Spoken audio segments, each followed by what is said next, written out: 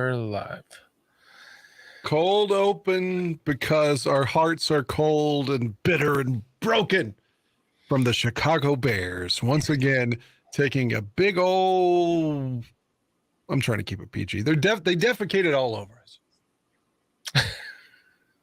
Took a big old dump. Matt Eberflus is going to try to sell his team and the fans and the city that he knows what's best.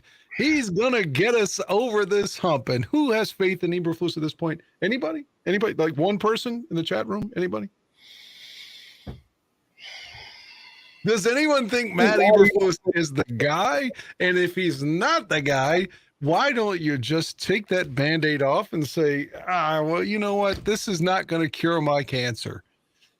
The cancer of losing 13 straight games and 14 of the last 15 starts with the guy who's starting to look really, really like Mark Trestman more and more, and I see him on the sidelines.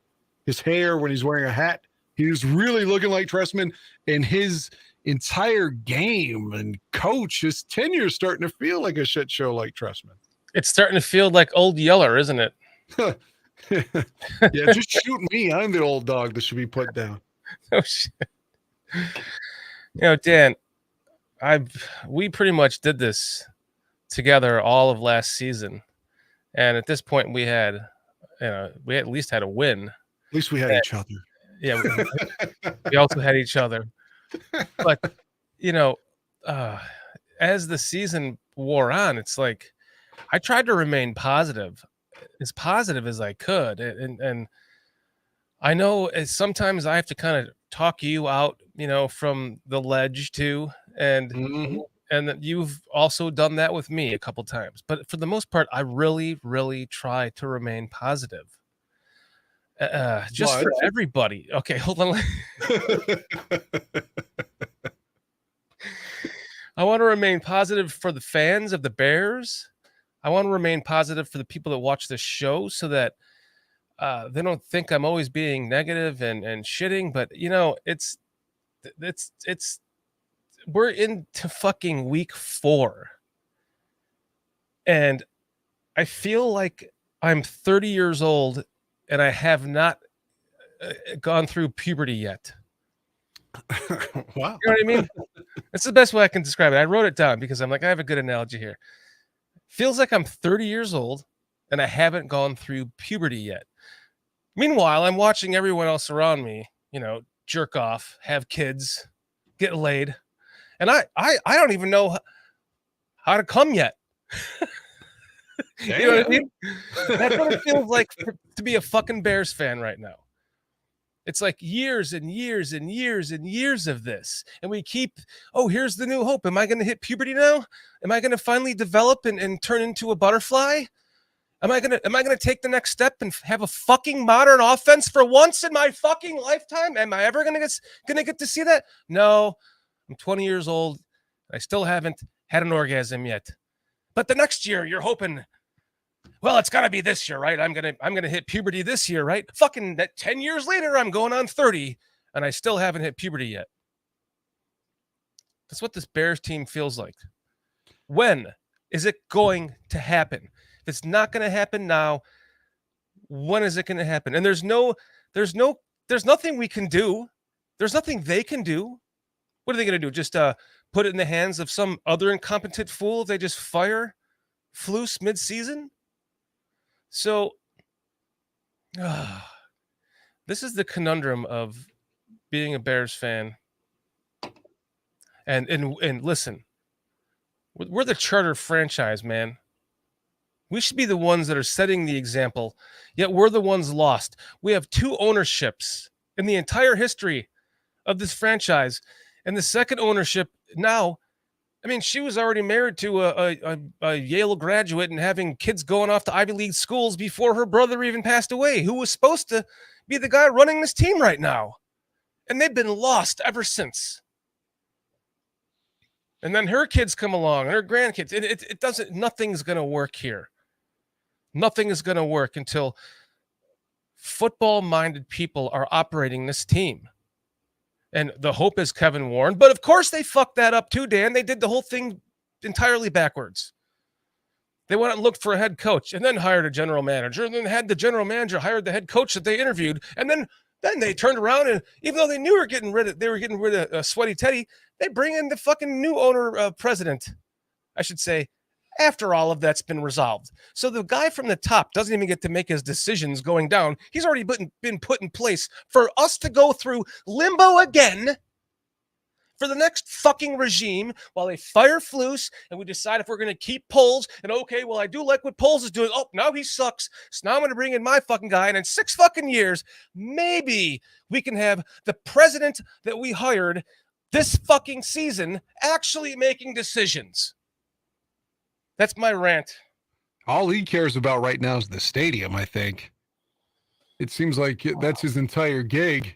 Meanwhile, Ryan Poles is, even if he was hired before, after Flus, who was hired first? Was it Flus? No, he was interviewed first, and then they hired Poles, and then they brought in Poles. He immediately hired Flus. Okay, all right. Well, they're boys, is what I'm trying to get at. So he's going to do everything he can to save him and not fire him. So he's not going to get fired, even if the team that gave up 70 points last weekend is still favored on our field after giving up 70. They're still favored by 3.5. Even if we lose to that team, he's not going to get fired in the middle of the season. The Bears don't operate like that. We've seen that before. Mm-hmm. But it's starting to look really bleak for him, too. I know it's early. I'm not trying to say to fire Poles, but everyone has pointed out the Claypool trade not looking good. Jalen Carter, he's looking good in Philly, right? Well, our right tackle, not so much, even though it's only week 3, but he's struggling. And none of the free agent moves have looked good. None of them. Foreman may actually be one of the best signings, but we have him deactivated 2 straight weeks. Right. Edmonds is doing nothing. He's getting blocked by a wide receiver week in and week out. The same from Edwards, the kid from Philly. Mm-hmm. They're getting manhandled. Walker on the line has done nothing. Mm-hmm. We know what Nate Davis has fucking done. Nothing. So none of his free agent moves are looking good. The trade didn't look good. The draft picks are suspect. I mean, and Brisker's hurt every fucking time you see him on TV. It's just like, Brisker's down. Kyler Gordon's already out. Before you get any more depressing, we are still in the cold open. So why don't we just go and kick we are. That's right. I forgot. Bears country. Where is it?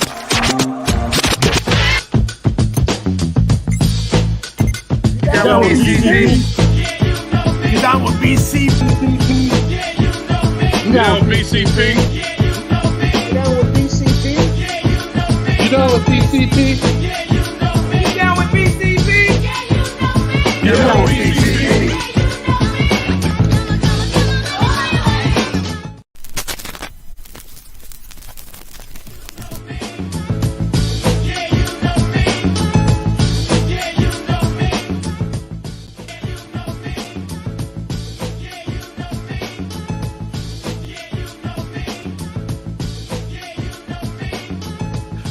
Positive.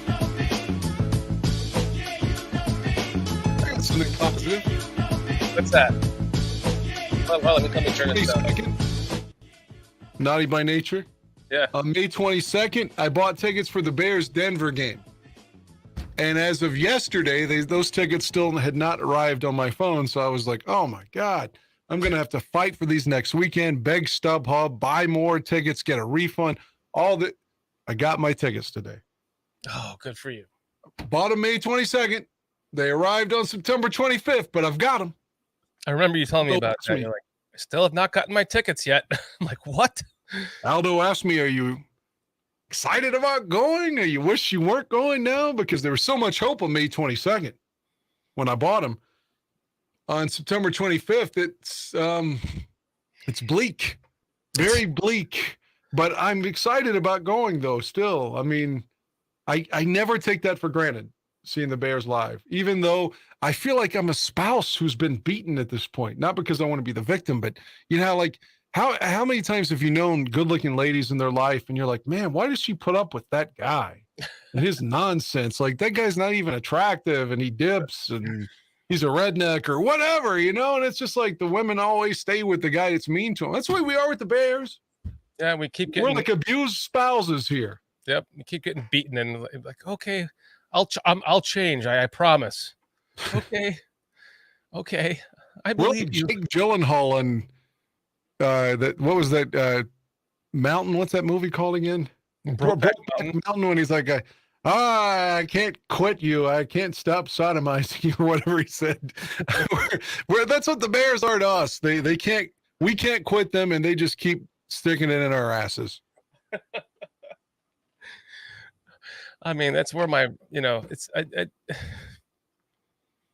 and there's so much to say, like for what you just said. The first part is that yes, it's no matter what. Like I'm going to the Vikings game with Chris Watts in 3 weeks now, and I actually some new news, Dan.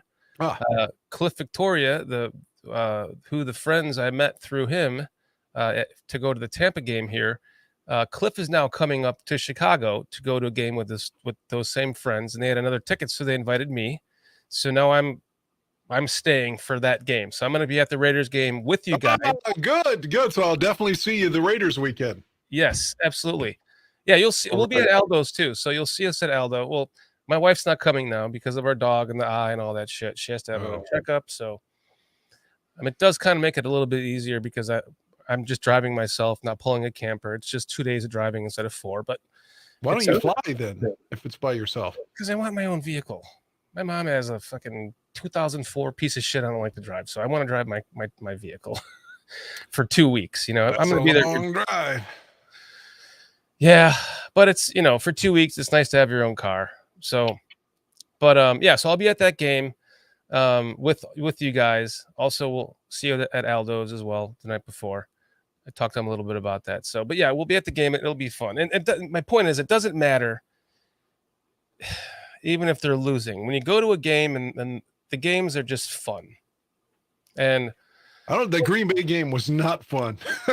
I love being with Jay, but man, the game, he and I both were just looking at each other like, could this go any worse than what it's going? Yeah. Oh. But your point is still taken. It's a special thing to go to the game. It truly is. Yeah. Unless you're getting blown out like, if that would have been the Chiefs blowing us out at home like that, that would have been really awful.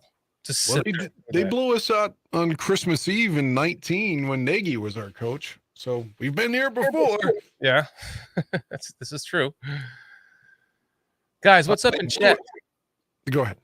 I just want to acknowledge chat. We got Zach Sullivan, Mo Beerman, Lynn Hayden, Mr. Mayhem, AC Adam.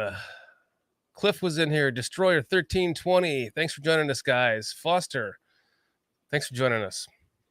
I mean, it is fun to go to the games. We're going to have fun regardless. But it just sure would be nice to not be 0-5. I'm going to my 10th game Sunday. My 10th Bears game of my lifetime. That's it. Just my 10th game. And they're 1-9. I mean, can we just get another win for me at this point? I feel like, not to sound like a narcissist, but after Super Bowl 32 when Elway beat the Packers, and that was great, and they picked up Elway, and they're like, this one's for John. This one's for Dan on Sunday. Like, please just give me another win. I mean, I'm going a long ways to travel around with this team, and we always lose. What was the one that you saw? What was the one win that you saw? We beat Detroit when I was in Chicago in 2021. It's the only game I've ever been to that we've won ever. Wow. Well, I've been to many games, but I haven't. There was a long stretch that I didn't. And last season I went to like 4 games, and we only won the first one, San Francisco. Right. So I'm there with you. I got a lot of people here, like Lynn in chat, Chris Watts. They both blame me for the losses. So, like, if we lose these next 2 games, I'm not allowed to go to another one, according to them. So, I want Chris to get a girl when he comes to America. I want him to be like Austin Powers, Yeah. I want him to talk to some of the girls saying he wants to shag, and Do I make you horny, baby? I'd love to see Chris say that to somebody.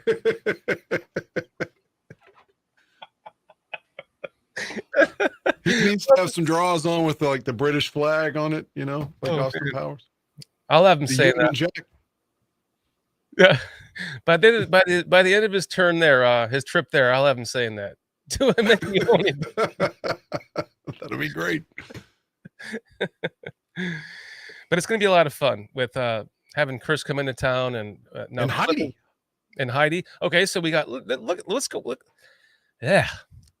Look what's happening here. We got Cliff coming up, Chris Watts, myself, you. We'll be with Aldo too. We have Heidi From Mexico. Yeah, from Mexico. Yes, amazing. And then there's Nick Rohde from Just Another Year. Does it? He has his own channel here. He invited us to the. They were having an event for one of the games here at Murphy Bleachers, and he didn't realize I don't live there. So I told him I'd be home, and he was like, "Oh, we have to get together." So, I mean, there's this. It's going to be a nice reunion of all of us Bears friends and podcasters and stuff. It'll be a lot of fun. That's for sure. Win or lose. Probably the worst thing for the Bears organization is to have people like us, I don't mean us specifically, but just the fans sort of become indifferent. My guy Ron was going to go to the Arrowhead game in KC. And then I think by midweek, he's like, why am I paying for this? He's like, if I go, I know they're going to get blown out, and I'm just not going. He's got season tickets. He told me, of course, this was after the Chiefs game last night. This is a guy, his family's had these tickets for years, and they're in the third row, down low. He says, the Denver game's probably the last one I'm going to all season. He says, I can't watch this. It hurts me too much. So when they start to lose people like us, Ron's only traveling from Wisconsin, but he's still coming down a couple of hours. And he was going to go to KC, not going now. So, I mean, I know it's just one person here, one person there, but when you kill our passion, man, that's all the Bears really have now. Because they've been so bad for so long, but at least they were still selling tickets and jerseys and gear. It's not like they're hurting. Their bottom line is not hurting. But if you start to kill your fan base, then I don't know. Maybe there still is everyone's going to show up because we are a loyal bunch. I'm just saying, if they don't get some wins, even if it's the game I'm not at, they have to get us some wins, man. They have to. Because right now, I mean, they're alienating all of us, man. I know. I mean, look at us sitting here.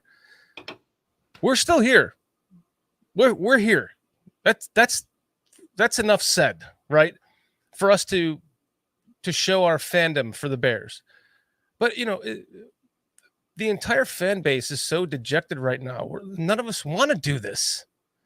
But the ones that are out here still doing it are proving to you that our love and loyalty for this team is unwaning.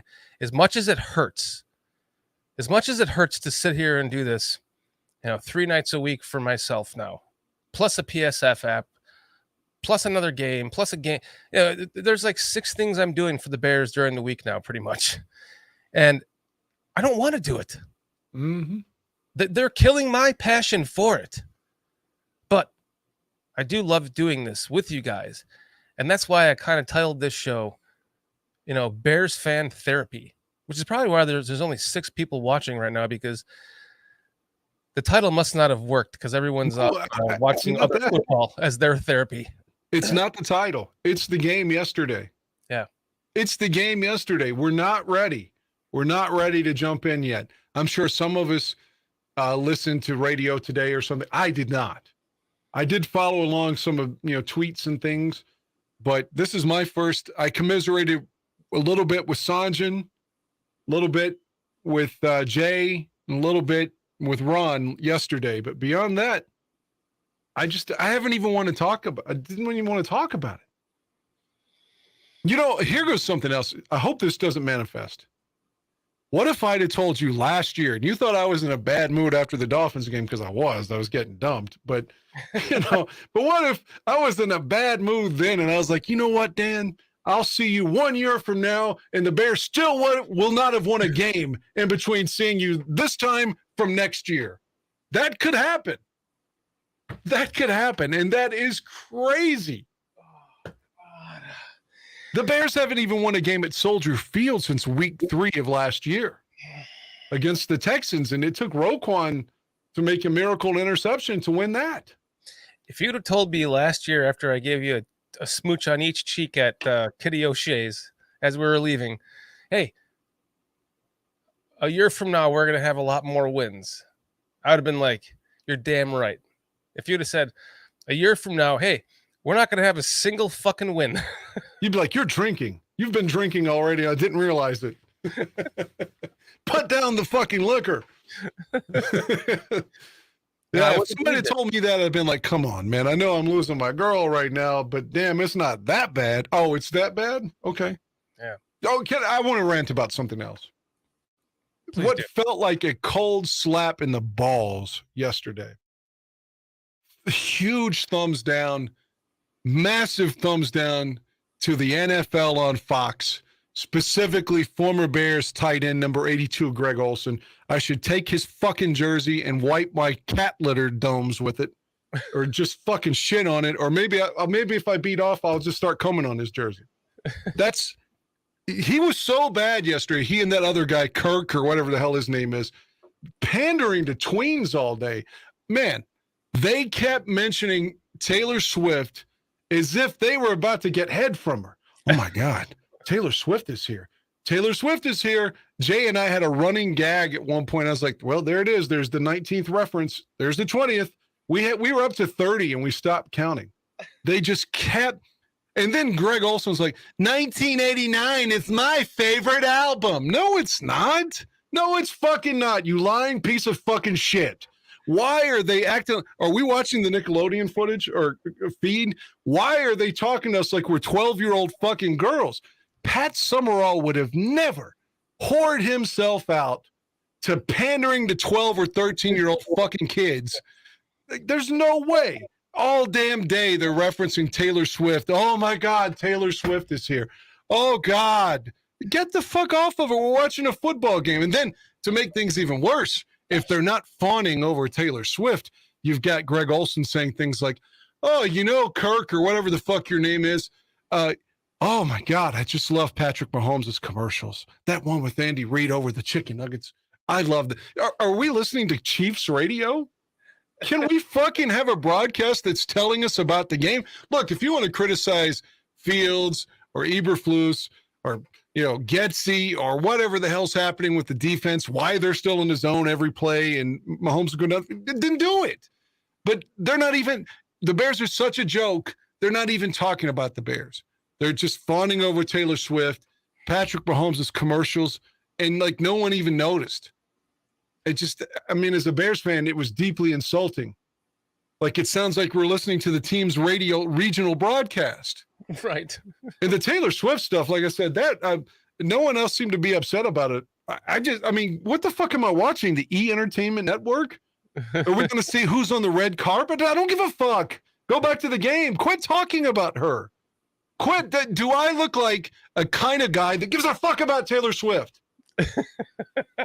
And I can't be the only person who's watching the National fucking Football League who's like, dude, can we talk about the game? What the hell? Oh, well, she's fucking Travis Kelce. I don't give a shit. Is this Days of Our Lives? It's the fucking National Football League. Can we please talk about the game? It was goes to show, disgraceful. it goes to show that, you know, what they have in the booth there, they're not, even if the game gets boring for them, they don't have the ability to just talk through it. They have to, they start, you know, shiny thing in it, you know, oh, look at that shiny thing. It's just, this is the day and age that we're in, that they can't stay focused on what's at hand, and they have to like shiny thing stuff for shiny thing people, you know, because the fucking ADD that we all have in our society now. Oh, we can't focus on this boring game, and we can't talk about what's actually happening here. Oh, we're going to go and show you. You didn't want to talk about what was happening. You still had the Alan Williams taking my penis out at female employees, I'm guessing, because they said it's not illegal, but it's unethical. That has to involve his dick somewhere. You have that story. You have Eberflus calling the defense and can't get a fucking 1 third down off the field. You've got all these stories. Justin Fields criticizing the coaching. You have all those fucking meaty soap opera-esque kind of stories right in front of you. But hey, look, Taylor Swift's there. Oh, God. Taylor Swift's there. 1989 was my favorite album. I was hoping someone would smack him in the fucking face when he said that. I was like, I'm glad they traded you to Carolina, you motherfucker. God damn it. I blew them up on Twitter. I know NFL Fox doesn't give a shit, but I did. It's like, this is the worst. You all have had football since 1994. This is the worst broadcast in the history of Fox football on your network. This is the very worst broadcast you all have ever had. Yeah. Wasn't that, and that was Greg Olson, right? Yeah, and that's what I'm saying. I never thought thought the Super Bowl. I never thought I would say I miss Buck and Aikman because I don't like either one of them either. But at least Buck and Aikman, who openly hate the Bears, and every time they're like, God, we have to do the Bears game. But it's like, at least they're talking about the game. Right. Oh my God, Greg Olson, man, he deserves to have his ass kicked, and he should donate yesterday's paycheck to charity. That's how bad he was. He stole money and ruined our broadcast. He fucking stole money. He should be demoted. The number one team, well, maybe when Brady gets there next year, they'll take him off that anyway. But he should be demoted. Fuck, give me Moose Johnston and Joe Davis. I'll take them. At least they talk football. Oh yeah, for sure. Yeah, they do a really good job. Yeah, it's annoying, man. When they got to talk about somebody who, and you hear how she got there, right? He was at the concert just a couple days before, or the night before, or whatever, and ran into her and offered her a suite. I didn't know that. It wasn't like she just gave her a seat as a friend. Wasn't she just at the Super Bowl wearing an Eagles jersey against KC? I think you might be right. Yeah. God, you talk about a whore. I don't mean her proclivity sexually, but like just as flip-flop teams. Yeah. Good Lord. She's like Danica Patrick. I'm a lifelong Bears fan. Now I like Green Bay. It's just like, wow, okay. I don't know how people do that shit. Like the Bears have been terrible the majority of my life, but here I am commiserating with you motherfuckers. I love everybody here because I know how you feel. Like shit. Yeah. Yet here we are. In the opener, one of the guys, he's saying you down with BCP, but it almost sounds like he says you down with PCP. I feel like I need to start. And it got me thinking like, man, I wish I could just turn myself into a fucking Packers fan and just call it PCP. I've gone through that in my life, where just getting pounded on over and over and over and over again for years and years and years and years. I'm just so sick of the Packers and being a Bears fan. I just like, man, I wish I could just be a Packers fan. Like maybe I can do it. Fuck no, I can't do it. It's impossible. I can't. I would quit watching football. I would just not watch the NFL at all before I'd wear Packers shit. Never. I'm never going to like lose a bet. You're going to have to, the loser wears. Nope. No, I'm not doing it. I'm not doing it. I always joke and say it's like the Palestinian-Israeli thing. But seriously, the other person views the other side as just like, no way I could ever espouse what they represent. That's the way I feel with the Packers. I know it's not the same because we're not talking religion. We're just talking football. I'm not trying to compare the two, but what I'm saying is the other side can never be the side I'm on. Never. Right. If we want to make it less about religion and maybe more political, how most politics here in the States, either you're a Republican, you hate the Democrats, or a Democrat, you hate the Republican. You hate your opponent, which is bad. That's another, it's terrible that you can't just talk to people. Right. But find common ground. Right. But I can't find any common ground with the Packers at all. None. And I'll never wear their shirt or their jersey or their colors. I don't want to be friends with their fans. Like nothing. Go ahead and keep beating me and take my money, but I'll never, ever be a Packers fan. I can't do it. Can't flip sides. Can't do it. Won't do it. Mayhem saying their jerseys are ugly as hell. I always call them booger green and hangover piss yellow. Ugh. They're just the worst. I hate their fucking Like I said, the last time I was at Chicago after the Packers game when they had that dun dun dun dun dun dun dun, dun go Pack go. I just fucking hate that chant. And if I see that damn drummer, it'll probably be the wrong one, but I'll go up to him and be like, I'm not giving you money because last time I was here, you were like chanting with the Packers with your drum. You don't deserve any money from me or anybody else here.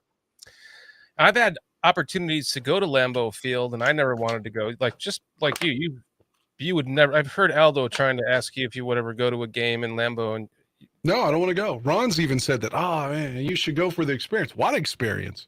Like I don't want to go up there. Right. Why would I go there? It'd be like, for me, again, using a political analogy, it'd be like me, like, hey, come on, let's go to the RNC together. It'd be like, what? Yeah, come to the Republican National Convention. I'll sit that one out, guys. No offense to Republicans now. Remember, we're friends now. We're all Bears fans. I'm just saying, if you're a Republican, you wouldn't want to go to the DNC with me, right? Same thing. There's no way I'm going to Lambeau. I don't want to go to Lambeau. Why do people say that to me? Like, let's go to Lambeau. Why would I go to Lambeau? So they can just smear it in my face? Hell, they did it in Chicago. Rub my face and shit. If you were just a fan of the NFL and it wasn't personal like, the Bears and Packers are, it would be, and it would be a good time.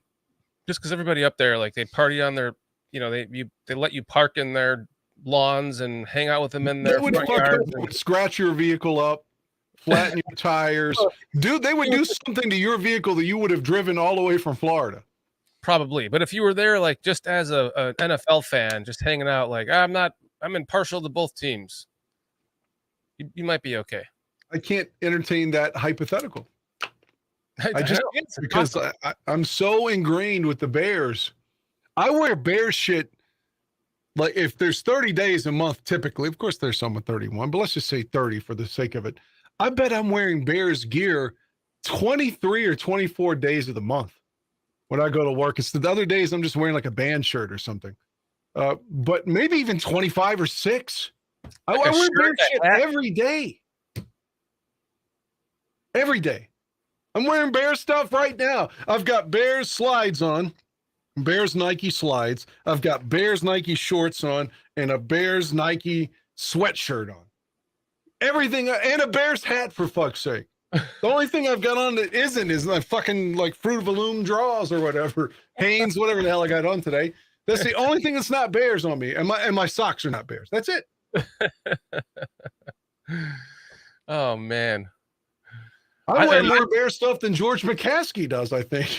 That's what I'm saying. And even I'm not wearing Bear stuff tonight. Just wearing a plain hat and just a plain shirt. You should. I should be not wearing Bear stuff. Like Ron and I both agreed last night when he said that he wasn't going to any more games. I said, well, my form of protest will be, and I'm going to stick to it, I will not buy any more tickets this season beyond the Broncos and Raiders games, and I'm not buying any more Bears gear this season. None. Not a shirt. Oh, the salute to service shit looks tight. Not buying it. Not buying it. I'm not getting any more. Oh, that hat looks good. I'm not buying it until they win a fucking game. Not buying. I'm not buying anything else before they look competent on the field. They don't get any more of my money other than these other 2 games. I was going to do the playoff beard. I'm glad that I didn't. Oh my God. Fuck, even just doing a wind beard would be hard. Yeah, you'll be like Forrest Gump or Tom Hanks in Castaway before you'll be looking for that little ball before you're going to win. Just completely deranged out of your mind. Well, Dan, you sent me the stat last week. 12 straight games. Make it 13.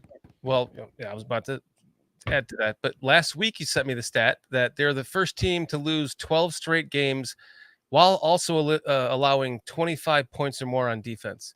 And now they make those losses. Yeah. That had never happened in the history of the National Football League that goes back, as you know, to 1920. And somehow the Packers still had a 100th anniversary in 2019, which no one's ever been able to explain to me, or 2018, whatever. So the NFL goes back over 100 years now, is the point. And no one's been that putrid. I thought the 0-2 Bears were bad when they started out 2-0 and then lost 8 straight. I was like, man, an 8-game losing streak. This is the worst. Oh, we're on 13 now? Oh, fuck. And it just keeps going. There's no end in sight. Maybe Sunday. But has a team that gave up 7, and most teams never give up. What they lose by 50 to Miami?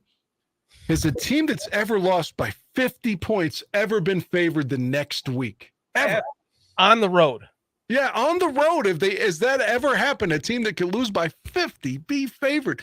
That's how bad you are, Matt Eberflus. A team that gave up 70 is expected to beat your ass in Chicago.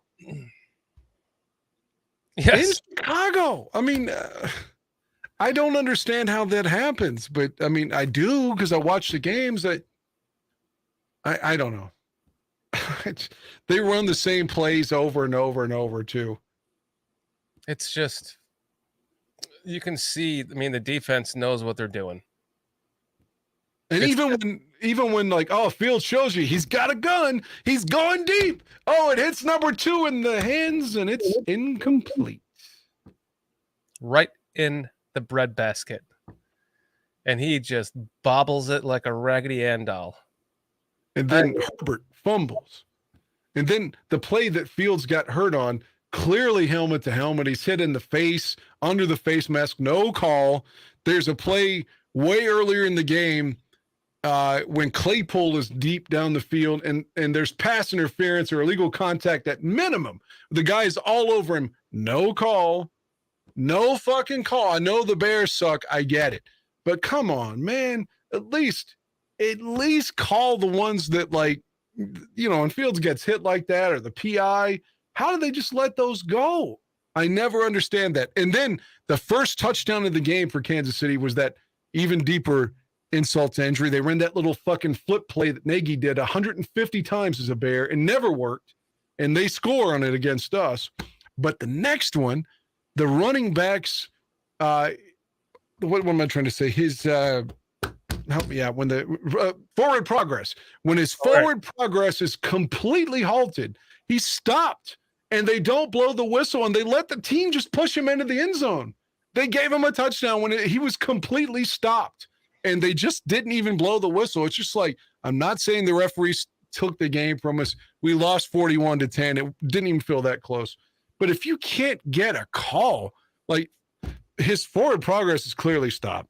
And they can't blow the whistle on that, or when Claypool's being sexually assaulted, and they can't, by Alan Williams, I think, and they can't even throw the flag when it's obvious that there's interference. Like, what is happening? Why does this always happen to the Bears? I know. I don't know. I wanted to have a pipe ready for you so I could, like sit back like the psychologist and give you a clear answer for all of these questions you're going to ask me. What's that? Professor Plum, like on Clue?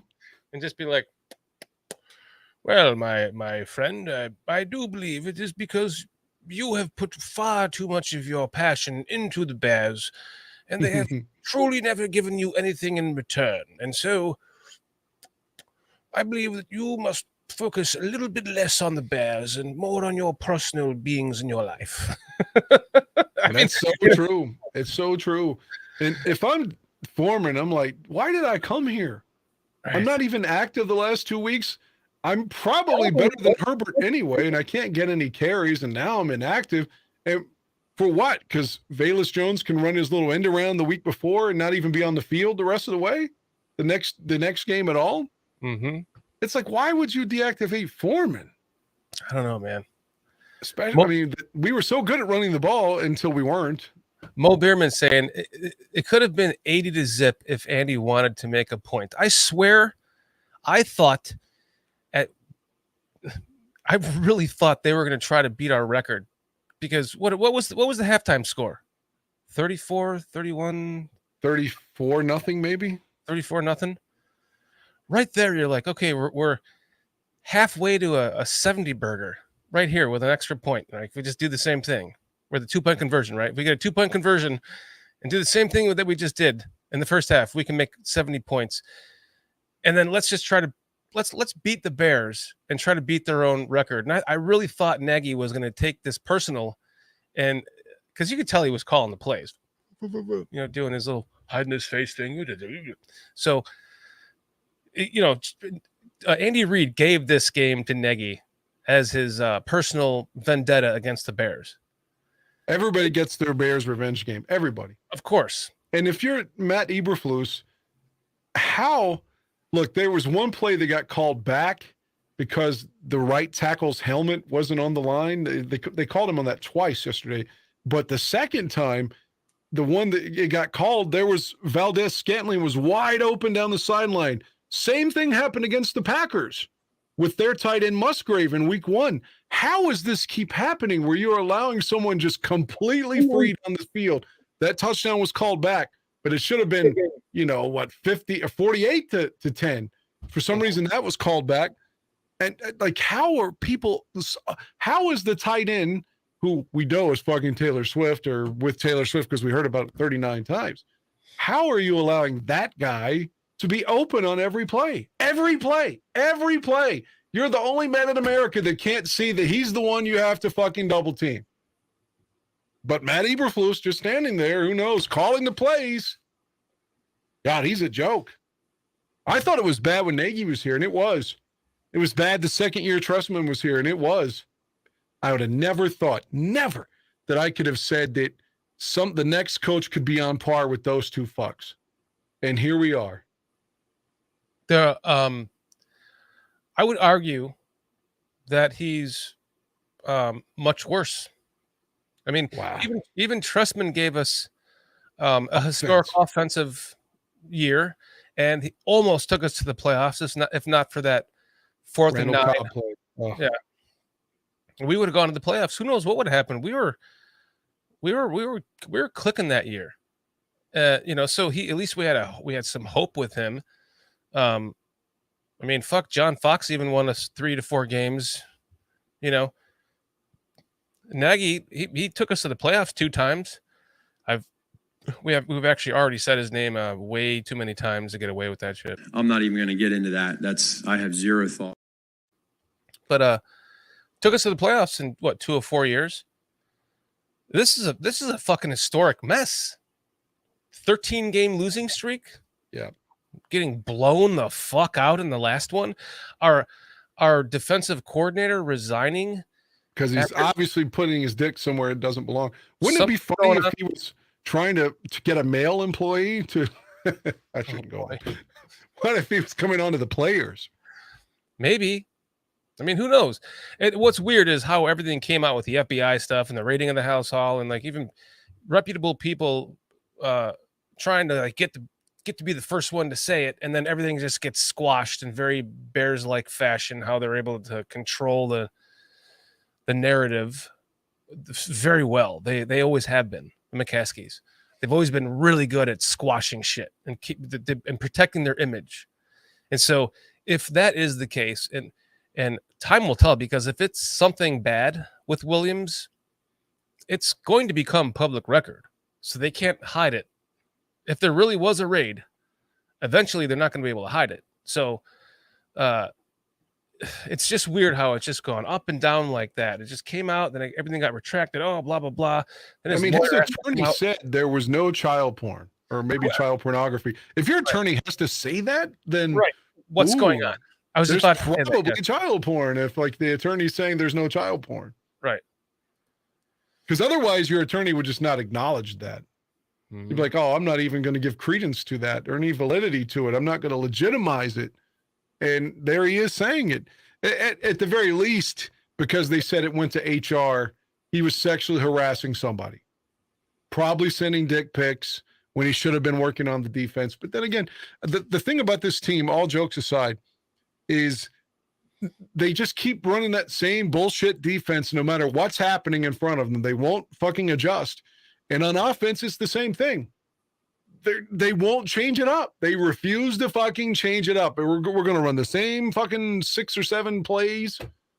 Khalil Herbert straight up the middle out of the shotgun, bubble screen. It's just the horizontal passing game. They just won't try anything differently. Yeah, Fields started uncorking it going deep, but that's when we were down 30. And it's like, what else could he do? The one thing, if I came with a positive, if I have one positive, and I haven't watched in all 22 or any of that shit, so maybe what I'm about to say is bad or is wrong.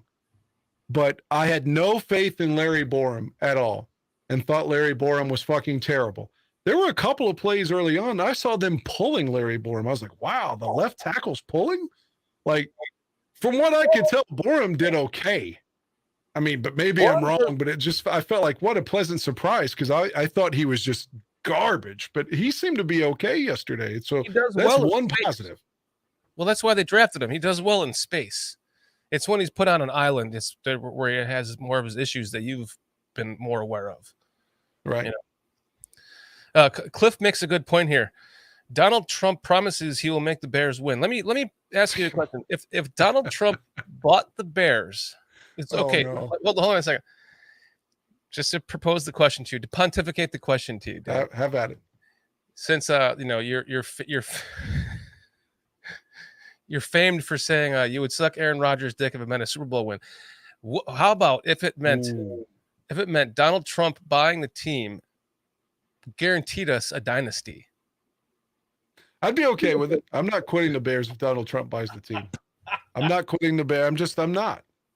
If somebody buys the team that I don't like, I'm not going to quit it. Like I remember a few years ago, my former brother-in-law was so in the Trump cult that Trump didn't like baseball again because he got mad because they moved the All-Star game from one city to another and denounced baseball. My brother-in-law had been watching the Cincinnati Reds since fucking Nixon was president, quit watching baseball because Trump said so. No one's going to tell me to quit watching the Bears, man. What? That's a true story. Really? Trump was pissed because they moved the All-Star game a couple of years ago because of politics. I forget which. It was either to Colorado to Georgia or Georgia to Colorado. I forget. Either way, he was pissed off and denounced baseball. My brother-in-law quit watching. He had been watching baseball since like 1973, but quit watching it just because Trump said to. Like no one's going to ever tell me to quit watching the Bears. Yeah, no. So even if Trump bought the team, I'd still be a Bears fan. Now, if we're going to talk about from what Stormy Daniels said was a 3-inch stick with a massive amount of pubic hair and a giant mushroom head, would I suck that for the Bears to win the Super Bowl? The answer is no. The answer is no. We're just not going to win. I'm sorry. You just made me think of a story. Did I tell you about the old man Dick story and the old mountain man Dick story? I don't think so. I think that would probably popped in my head if you had like I have no idea what you're talking about. I'll make it really quick. We were up in the mountains in Colorado. We were at a little brewery. I'm sitting there hanging out at the bar, drinking these amazing craft beers, and there's this old skinny mountain man next to me with a big long white beard. He's probably 73 years old, and he's telling me about he lives over there. I'm like, man, it must be a beautiful view from there, looking down into the valley and the mountains here. He's like, yeah.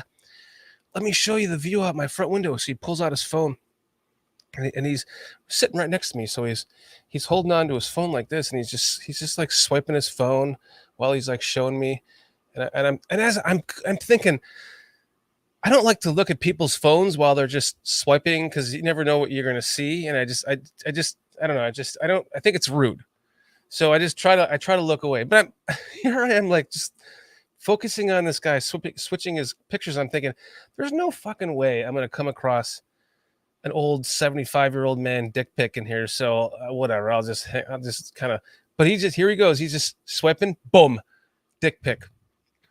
Was it his? It was his. It looked like he had a medical issue that he'd taken a picture of it and he was trying to show it to his wife.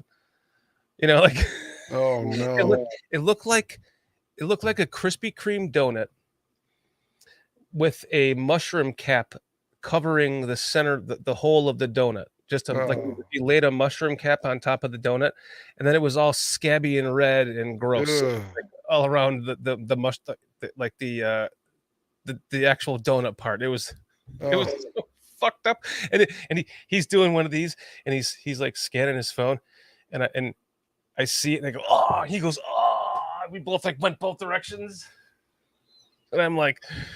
Put my hand on his back. I'm like, dude, it happens to all of us. Don't worry.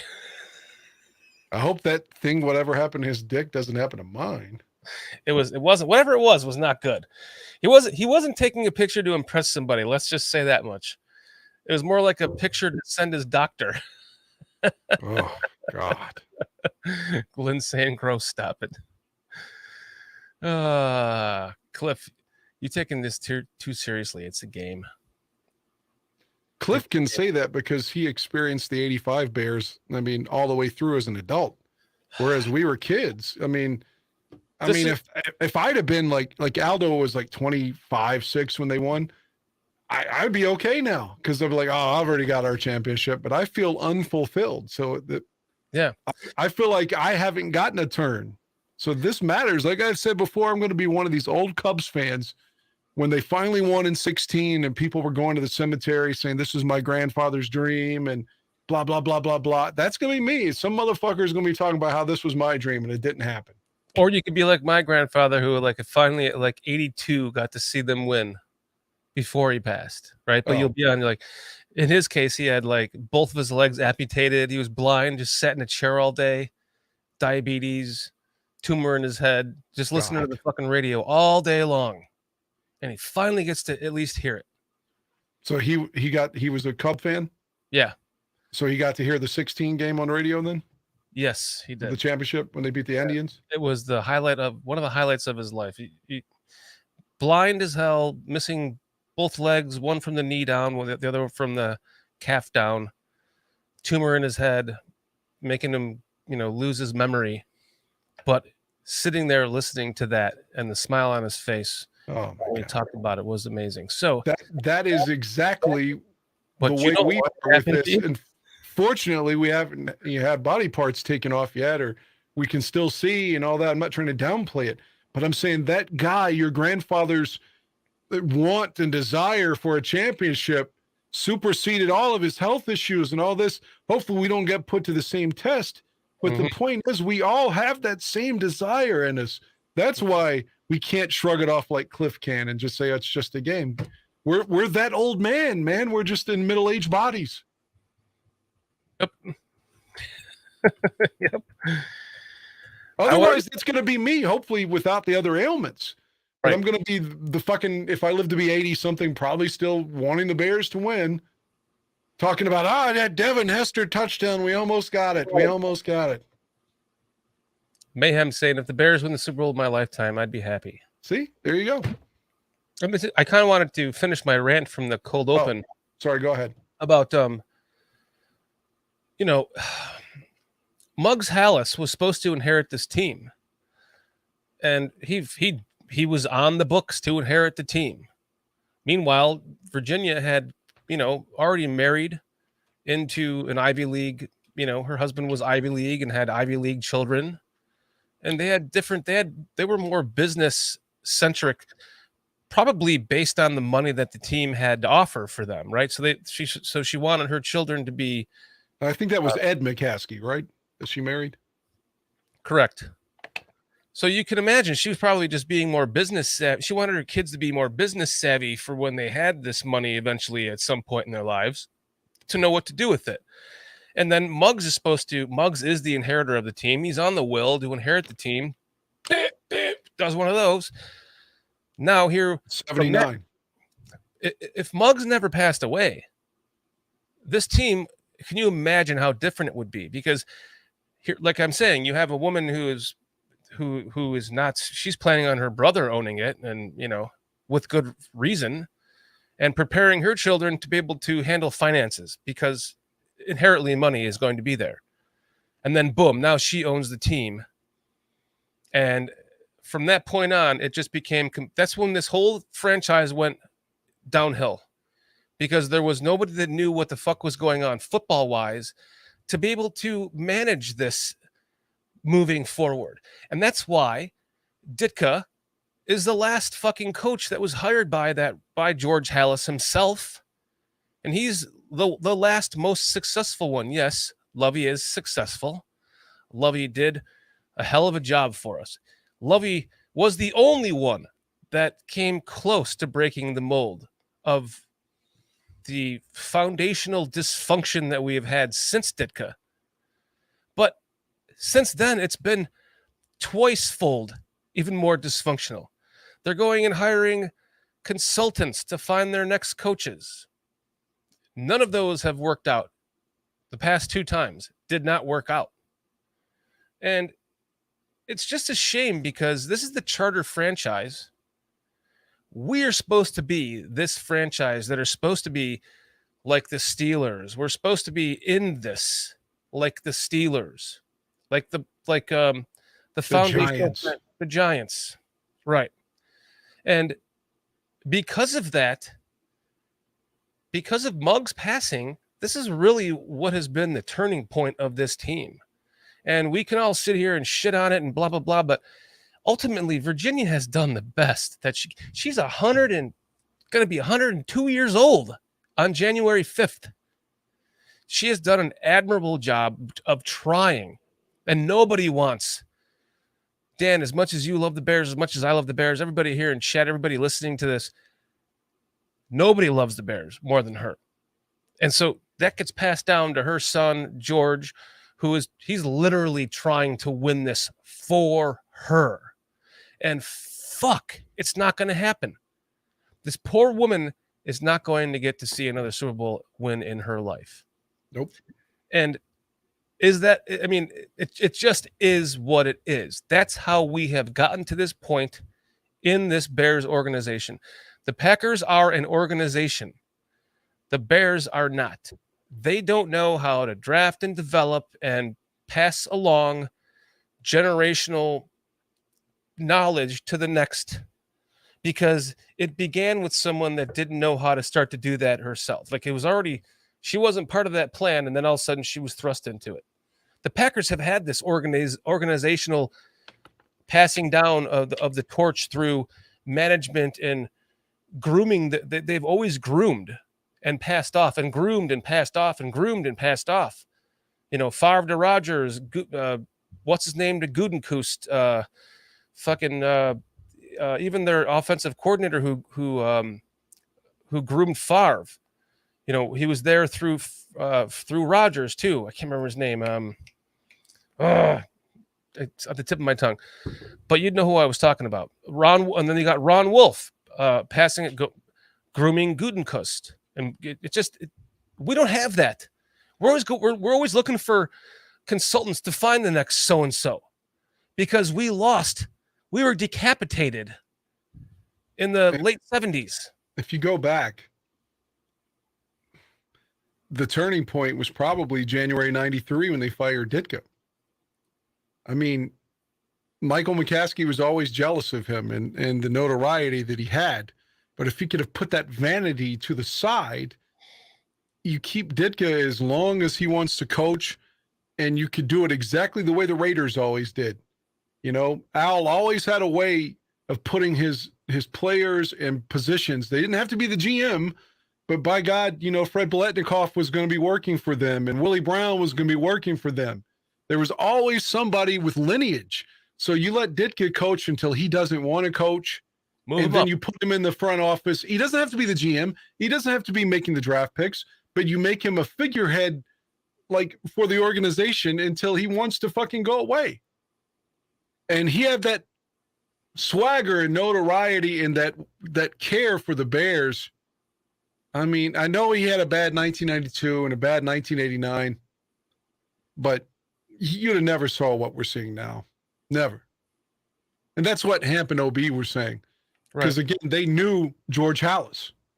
Right. They dealt and played for George Halas. Well, at least, you know, OB played for him, but Hamp knew him for 3 or 4 years in the front office. They're like, even if Halas wasn't winning, he wouldn't play this bullshit defense where you don't get pressure and you just sat there and let the other guy just beat you and there's nothing you can do about it. They're like OB was like, oh my God, all these coaches would be fired for just being so passive and so afraid. Like, they'd have never gotten, the old man would have fired them immediately because they have no balls. He was talking about Tressman and Nagy and Eberflus. But, I mean, you could probably even say that about Dick Duran, probably about John Fox, even though he came from a defensive scheme. I mean, Lovey didn't have the Ditka disposition, but it seemed like he had a swagger to him, a quiet swagger, that was on par in some way, and it just completely different. And then Wani was, I think Wani's very underappreciated because they did a lot of losing. But these other coaches, like they said, man, like they would, Harbaugh is the perfect guy. That is exactly who George Halas would hire today. Had he been, if this were 1982 and he's about to die, his last coach would be Harbaugh if it was current day players and coaches. Yes. Because Jim cares about the organization if he got back. I mean, he played here. He loves Mike Ditka. Somebody said it earlier in chat. He wants to be the Bears head coach. He idolizes Ditka. I kind of was going on this in a little bit of a rant on this on one of the other shows, that we need a fucking a polarizing head coach in Chicago. We need that. We cannot have a fucking Dick Duran or a Mark Trestman or a Matt Eberflus head coach of the Chicago Bears. It does not work. We need a polarizing, magnetic alpha figure, because he has to be the one that handles this fucking poisonous media. And Mike Ditka knew how to handle this poisonous media perfectly. Absolutely. And if you fucking stick Jim Harbaugh in there, he is going to know just how to handle this poisonous media and keep it away from his team. Right now, what you're seeing is the development of a head coach that is too soft to handle the Chicago media. He's getting backtracked. He's always doing this. Oh yeah, so you ever notice that? You ever watch his interviews? So then they'll be asking him a question. I'll be like, oh yeah. So and he'll shuffle his papers and he'll stack them up on his table. Yeah. So and then he'll put everything down and rearrange it all perfectly. And then like 2 questions later, he'll pick everything back up and reshuffle it and be like, yeah. So our players and so that's what it is. It's his principle, right? And then so he's doing all this because he's always shuffling around because he doesn't know how to fucking handle the media.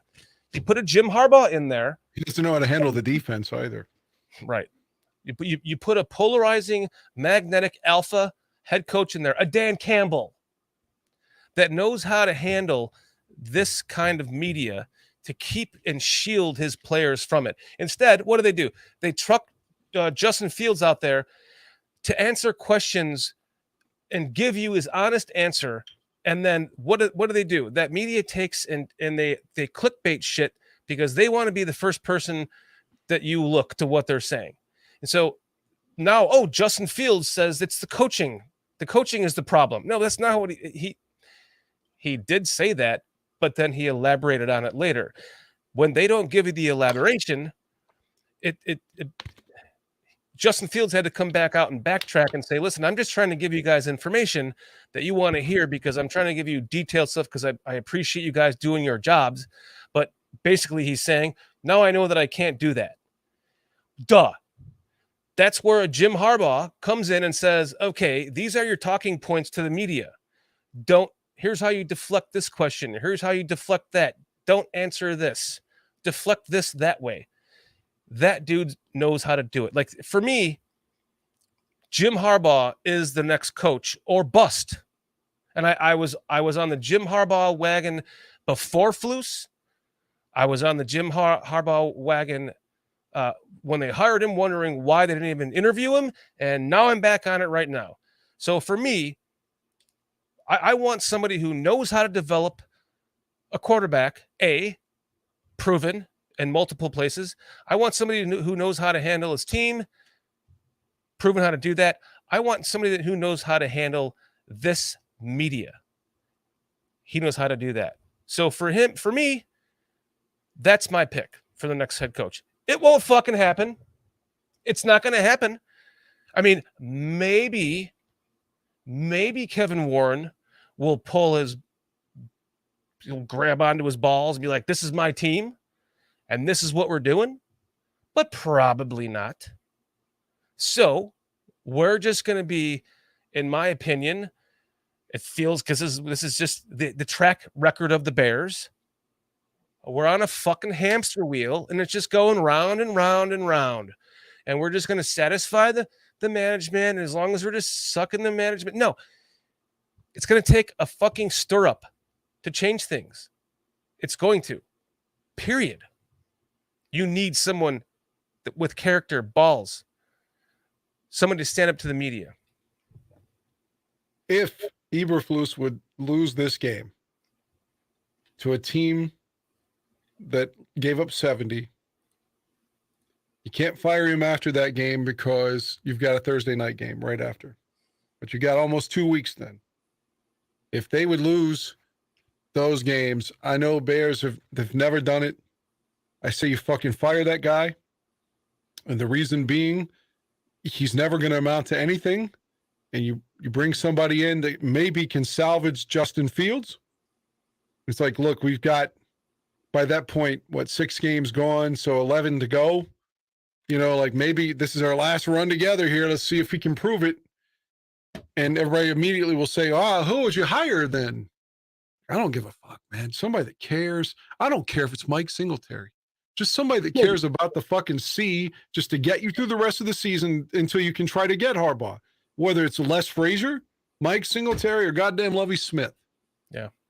Anybody that fucking cares about your helmet, that's going to give your team some inspiration. Right. And you can say what you want about Singletary. That guy, that he would come into that building and reinvigorate everybody. And then maybe it wouldn't work for more than 1 year. That's why you just put the interim title on him and just let him. At the very least, a motivational speaker. Yeah.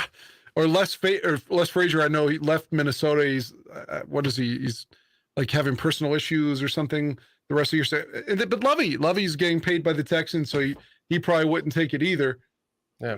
You fucking Singletary would take it, and it would be his dream gig. Yeah. And I guarantee you, yeah, they would win more games with Mike Singletary as head coach the rest of this year than they would if they keep Eberflus there. Dan, we've got Sanjin waiting in the background, who is I fucking hate Sanjin. No, I love Sanjin. Fucking guy. Love Sanjin. He wants to be called Sonny though. Well, he's going by the champ again. Oh, the champ. The champ is here. The champ. Let's bring him on. What's up, fellas? How's it Hold going? on a second. I have to change my screen here. There we go. Which way's better, like this or like this? Hold on. I have to rearrange the screen a little bit here. Hold on. I was not prepared. Let's see. There we go. I like that. You're good. How are you? What's up, champ? Oh man, just actually looking at the Bengals LA game right now, and it just sometimes you get I don't know, when you look at our offense and how difficult it can be to move the ball, and then to look at some of these teams, you know, it's just it's like why can't the Bears ever get competent people that can just put things together and just look like a franchise instead of like a Mickey Mouse franchise. A shit show. I'm sorry? A shit show. That's what they are. Pretty much, we're pretty much the laughing stock of the NFL. I mean, the whole thing with the Buccaneers of the 70s.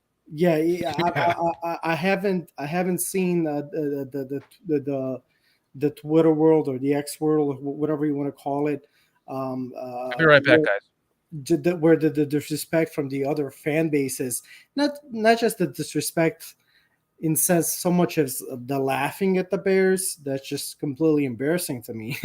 No pun intended, actually. So it's just disheartening to see like what this has come down to, you know. Now I don't know, Dane. I didn't get a chance to.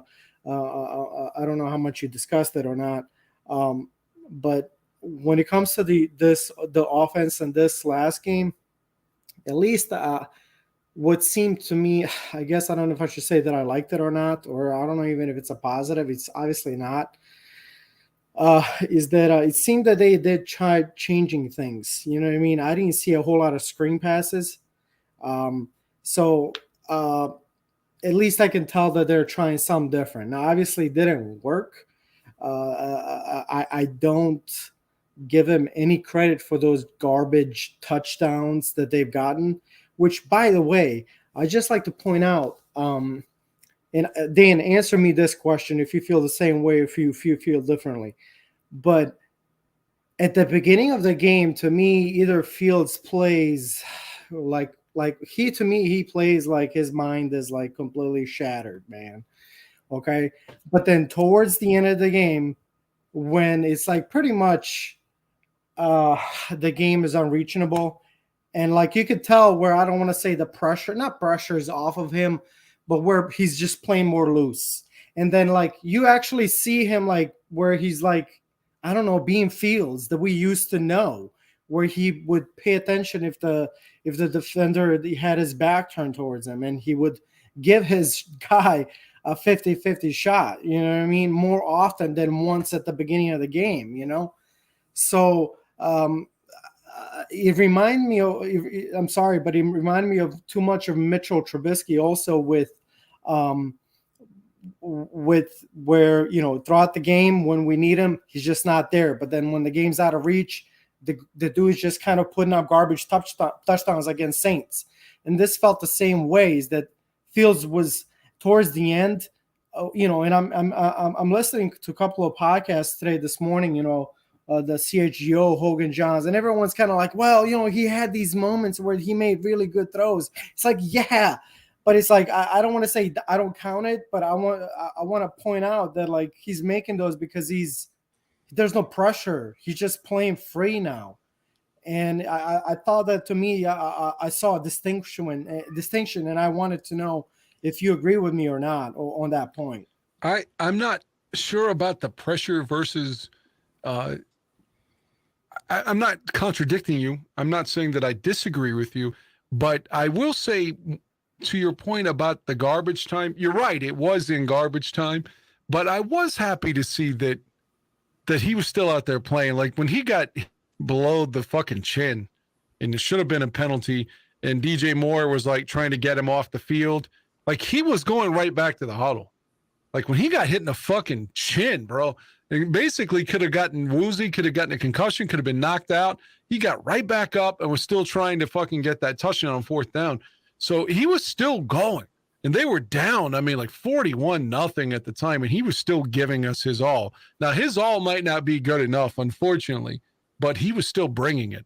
So when he threw that touchdown late, I was happy about it. I'm like, yeah, at least he's still fucking trying, man. And now to your point about if he played more like he did when we're down 40 early, I don't know. I don't know the answer to that. All I can say is that I was glad that I could tell the dude cares. He's not out there just like going through the motions. Despite I feel like the defense does that a lot, especially when we get down. It just feels like they're just there getting a paycheck. I don't get that from Fields. So I like that he was still trying to score at the end of the game myself. I could be on the island by myself, but that's the way I saw it. Yeah, no, I mean, I'm not disregarding his. I do like that he like you said obviously when someone's that concussed and losing that much, I would have just pulled them, but like, man, come on, bro, we're good. You know what I mean? Just take a seat, we're fine. You know what I mean? Regardless of what he got cleared medically, I know the coach said they got cleared medically. No, I just my point was just like I just felt that there was like the old Fields versus this new Fields that, like, I don't know. Like, to me, I'm still I love the guy. I'm still behind him when it comes to the point that I know he's not this fucking bad. There's something else. He's not this fucking bad. There's something else. And until whatever that is, until they fix it, unfortunately, it's going to suck. Now, what I've come to terms and to accept that if he was that special, his talent at this point would have taken over. Thank you. You know what I mean? So that's something that I'm not trying to make excuses for him. Like I said, man, hey, like if he was making the shots that he's supposed to make, I bet you they would be talking like, oh my God, Getsy's a fucking genius. If he was a sorry, you know what I transcendent mean? talent, if he was a transcendent talent Well, at yeah, quarterback, you know, we that would means that's also Getty's and coach's fault. Why isn't he? Because the expectations are that he be making this step forward. So to me, you know, like I said, it is what it is. Again, I've seen people on Twitter. I mentioned it on Greg Braggs hopped on X live, so I was actually a speaker on it. But I mention it because I've seen it again where people are like, "Oh man, Bears missed on Jalen Carter again," and I'm gonna say what I mentioned last night. It's like I'm kind of glad that we're going offensive line, man, because like I don't want to bring another quarterback here, even if it's Jalen Carter or whoever, only for that guy to be a ping pong to the other freaking 31 teams because we can't protect for shit, man. And then even if the guy was sort of kind of brave at the beginning, like Mitch was also in 2017, it's like he gets beat the hell out, you know what I mean? And it ain't the same, man. You know what I mean? Like when they're not that that talent is not at that level to get them through, you know. So I'm glad that we're investing in the offensive line is what I'm trying to say. Jalen Carter went to the right team. If Jalen Carter ended up a Bear, imagine like a troubled kid coming out of college like that, coming to this shit show of a team with his defensive coordinator resigning after 2 games. That's not the only reason why everyone can say, "Oh, we traded that pick away. We could have had Carter." No, that kid is only playing as well as he is for the Eagles because he's on the Eagles. It was the perfect. If I could quickly point out something about the Eagles, because we all wanted Justin to be following the pattern of Jalen Hurts and Fields. It hurts me to point out as like what 5-23 now a starter. Jalen Hurts in his last 21 games is 20-1 as Eagles starter. He's 20-1 in his last 21 starts. How do I know that? Because Adam Schefter just tweeted it. But I saw that with such envy. Just like, man, I want that to be Justin Fields. I'm like salivating at the idea of that being a Bears quarterback, but it feels like it's never going to be. You know, I said this, I think in the Greg Gabriel chat today on the bar room. The Bears don't know how to develop a QB. The Bears need a QB that can develop the Bears, and that means to what you were saying, Sonny, champ. Justin Fields by now, if he was a transcendent quarterback, if he was that good, he would have shown us flashes or be on the pace for an MVP season by now, according to how the league is playing out the last few years. Yes, you can make an argument that if he sat on the bench for 3 years, like Love did behind Rodgers and Rodgers did behind Favre and so, blah, blah, blah. But that's in today's world in the NFL, that's not the norm at all. You know, that you draft these guys, you put them out there, you see right away what they have and they show it. And if they don't, they suck. And Justin Fields has not done that yet. If he was going to do it, it would be this year. And it's not happening. And so if the Bears keep losing games, and I don't give a shit whether or not we can sit here and argue all we want to about if it's Justin Fields' fault or not. If they are not winning games with Justin Fields at quarterback, I have 2 questions for you guys.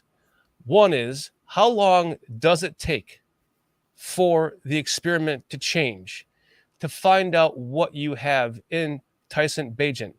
Because if you have the first and the 4th pick in the draft, let's say, and you don't need a quarterback, wouldn't it be a hell of a lot better to use those picks on players that you can put around the quarterback that you know is going to be the future of your team? So, and that's what they were trying to do this year with Justin Fields. Okay, let's just say he doesn't work out, but we can play Bagent the last 8 games. And now we're finding that this kid, the ball comes out of his hand in timing and rhythm. Justin Fields, we were doing the all-22 breakdown last Thursday. It was pointed out by CJ. Great point. as he's dropping back, he's doing 1, 2, 3 steps. He should be going through his reads with each step back. And by the time he plants his foot, the ball should be coming out. He's going through his reads, but he's like planting his foot and getting ready to throw. And then he's like still going through his reads. By then it's too late. So if Bajent or any player like that, in this case, he's already on our team. If he's going through his reads in the steps, 1, 2, 3, boom, 1, 2, 3, boom, the ball comes out. As long as the fucking ball comes out in timing in the offense theoretically should work. And that's one thing that we are not seeing right now from this offense. And it starts with the quarterback. And that's where the frustration with him talking to the media and like giving too much information and blah, blah, blah comes about. He's frustrated. The coaching staff, you can tell, it's just a shit show. It's not working.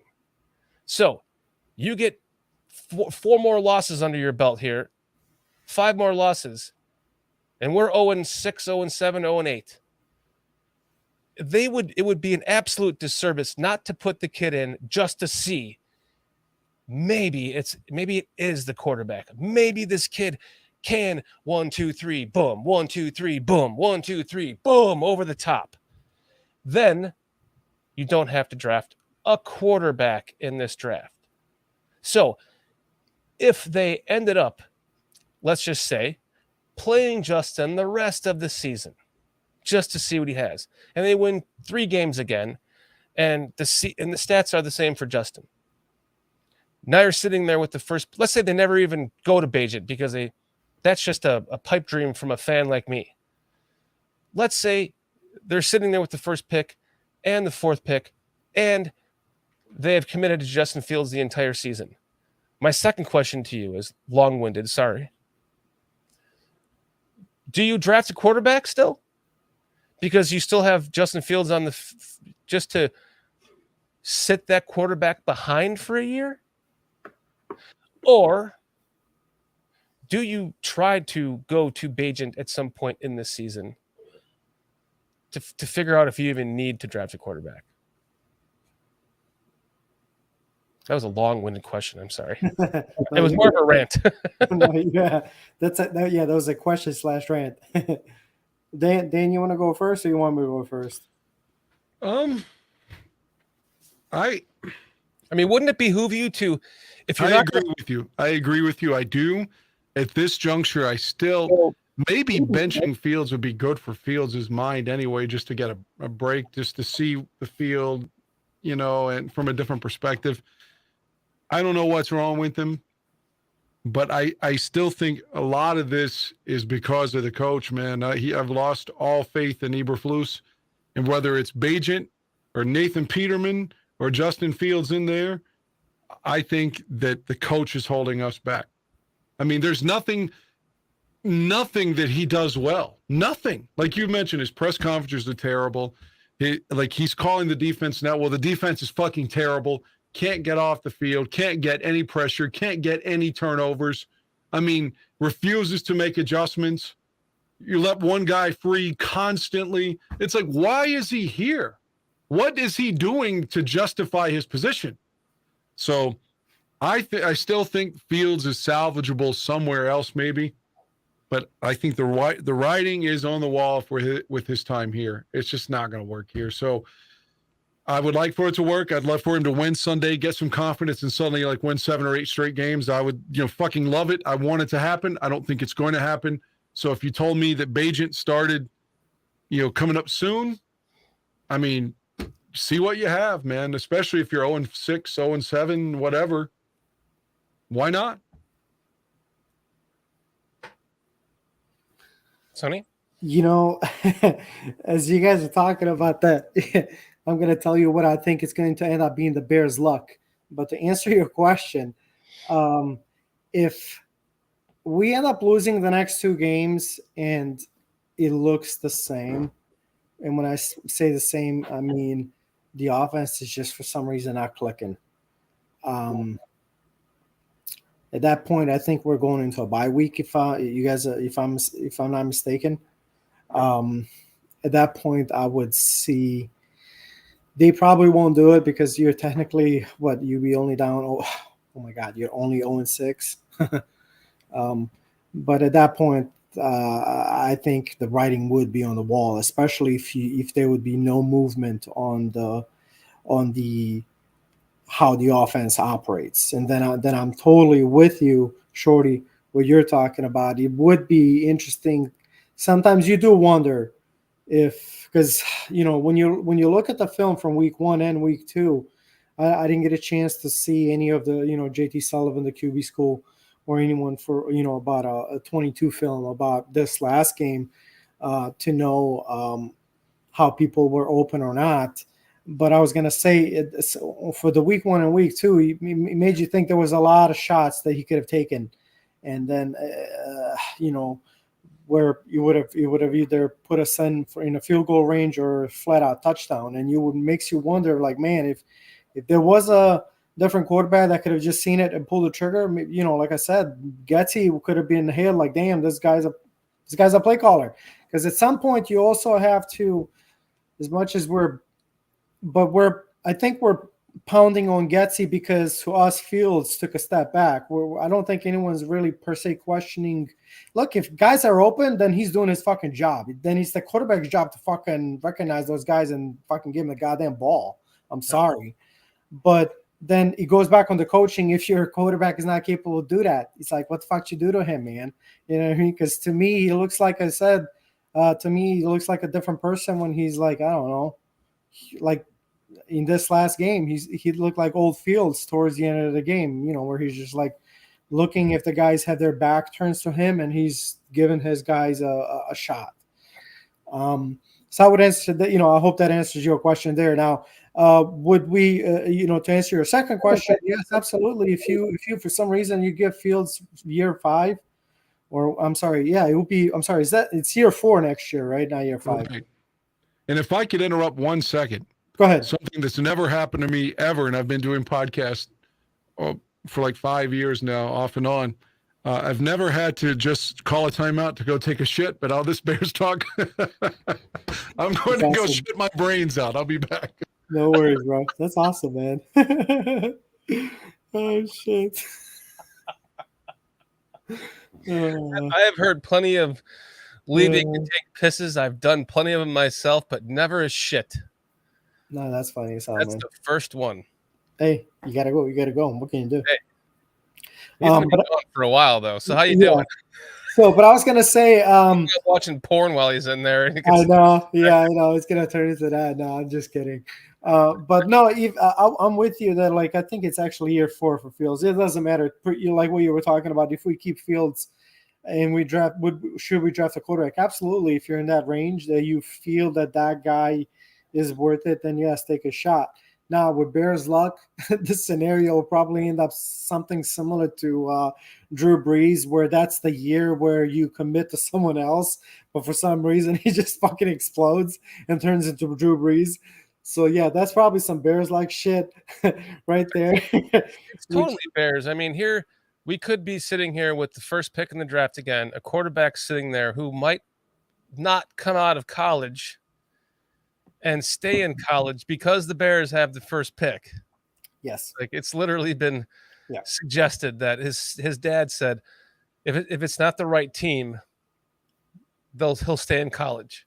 So we could be with the first pick again and our dick's in our hand, and we can't even draft a quarterback if we wanted to. The number 1 quarterback if we wanted to. Yeah. So you might as well find out what the fuck you have in the kid that everyone is talking about. You owe it to yourself as a franchise and to the fan base. Yeah, no, I'm with you. I mean, like I said, if everything looks the same, you have to. I mean, you're at that point, you kind of owe it to like you said, to your franchise to even give the other guys a chance. And it'll be interesting if it comes to that point. But we'll see this next game against the Broncos. It seems that both teams need this get better game, and it's pretty sad and interesting to see who's actually gonna want it more. You know what I mean? For them to get blown up by 50 points, to give up 70 points, get Oh my blown up God. by 50, and then be a favorite on the in a road. away game. Yeah, it's ridiculous. It's Yeah. just here. I'm gonna do it to myself. How about that? Thank you. That felt great. Yeah, pretty much. I mean, yeah, no. Bitch slap myself for it here with my other hand too. Thank you. That felt great, NFL. Anything else you want to stab me while I'm down on the ground now? Because I just knocked myself out with 2 bitch slaps? Fucking really? Yeah, no, it's I feel like we're never going to be favored in a game again in the rest of my life. I feel like 0-17 is not only possible but probable. the I was really hoping that we would hear about some changes. You know what I mean? That there will be some accountability, because that was such a bad showing, man. It's. I mean, I think we all at the beginning of the season we all counted that likely that match against Kansas City that we lost that, but I don't think that we thought that. I hate to say this, but I thought about it like that. I never looked at us that we would be that incompetent, just in inability to move the ball, in inability to generate no pass rush. I mean, that defense is freaking horrendous. I mean, I saw some stats that I think Nick Mariano retweeted on Twitter.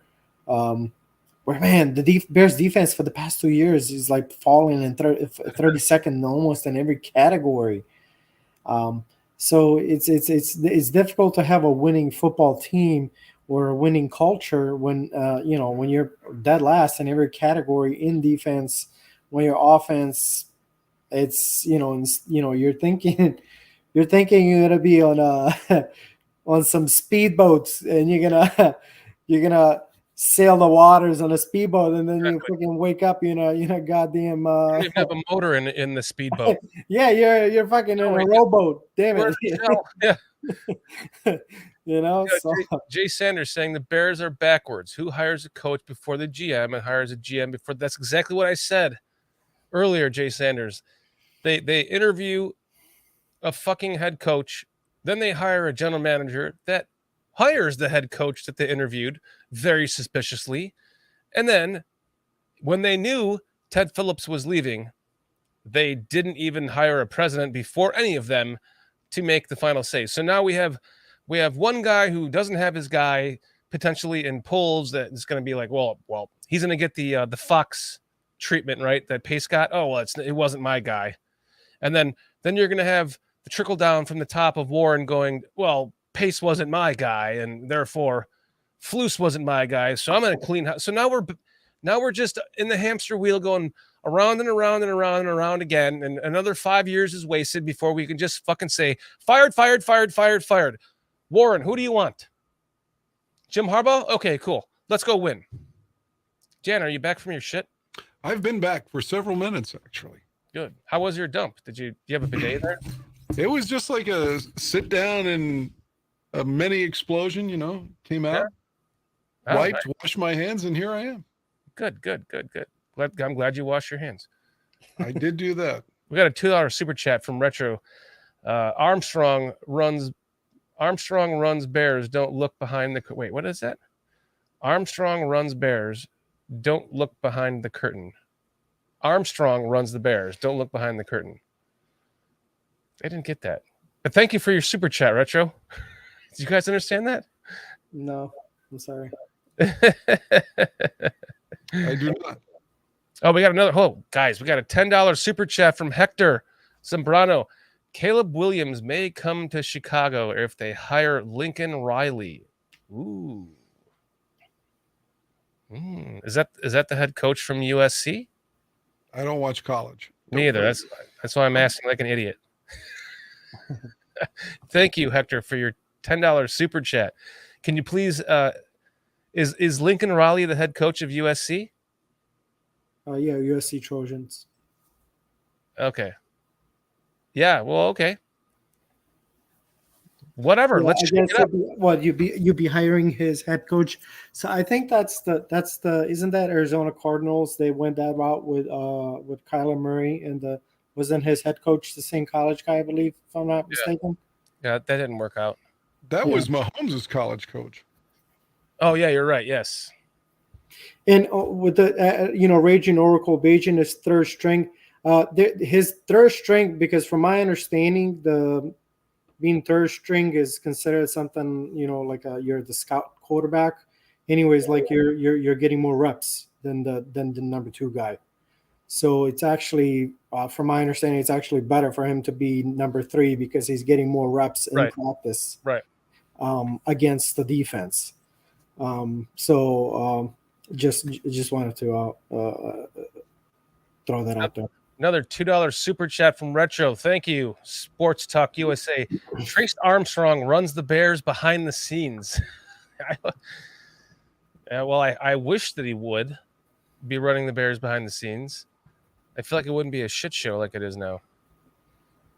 Is he maybe referring to like the NFL is scripted? Maybe. Yeah, exactly. If he is, I'm sorry. I don't believe that. GTK saying it feels like the year Mel Tucker ran our defense, and next year we'll be looking for the next Leonard Floyd. It's rinse and repeat. Yes. Well, at least Leonard Floyd ended Aaron Rodgers' season, right? Nope, he came back. He came back after that, right? And then threw the big touchdown. No, I was thinking of Shane McClellan's play. Never mind. This season. Oh yeah, this season. I was thinking of McClellan in 13. Mm-hmm. Yeah, Leonard wasn't there yet. Yeah. But I guess this season, and maybe his career. Who knows? By the way, Joe Namath came out today and said he has seen enough of Zach Wilson that he's a terrible player. Never wants to see him play another down in New York. Mike Martz said something similar today about Fields, saying he needs to be benched and he just has to go away. He's never been on. He was shitting on Justin Fields from day one, though. He's just happy to be right. Yeah. I don't know what the answers are to any of these questions, to be honest. I feel like the one thing that I know in my heart now is that Eberflus is not the right guy.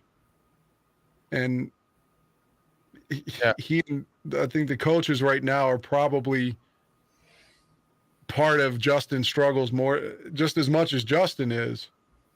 I mean, the game plan, the practice, the lack of fucking giving a shit in the summer. I mean, it's just a total defeat.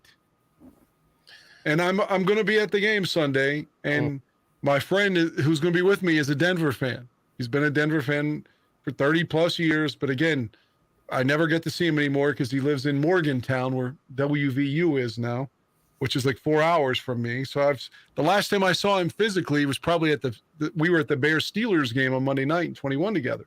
But my point is, I'm probably going to be sitting with him watching his team beat my team.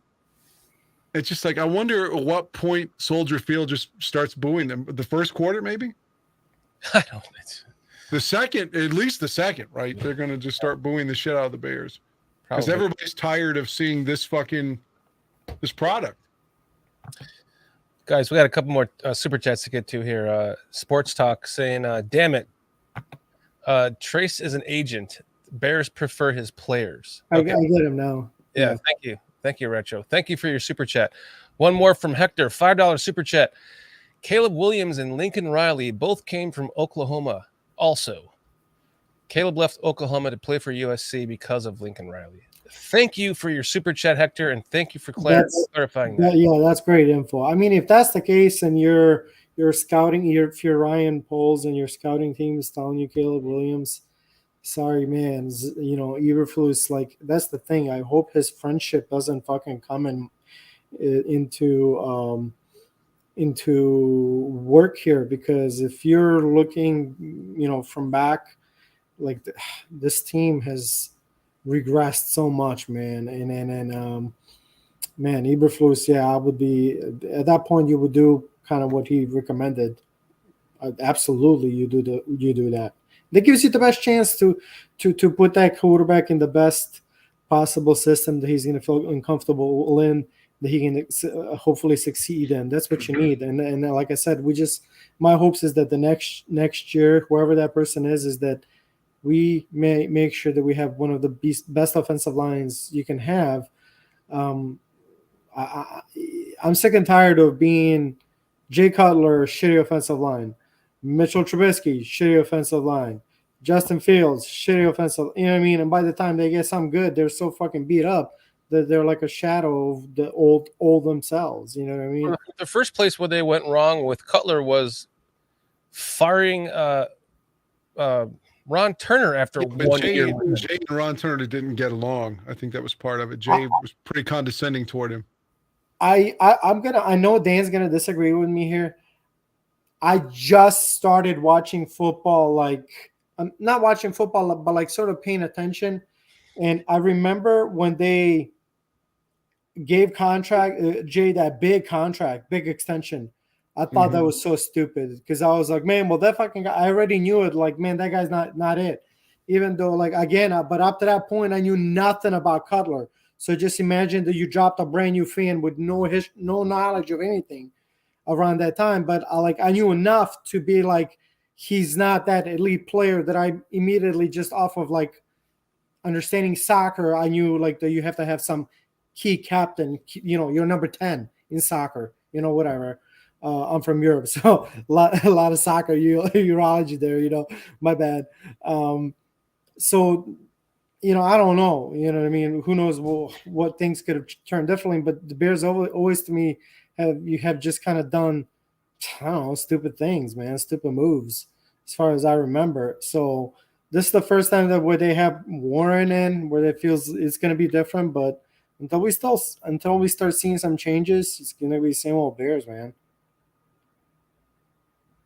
I agree, man. It's like I'm typing here to chat. It's like, what the hell is his name?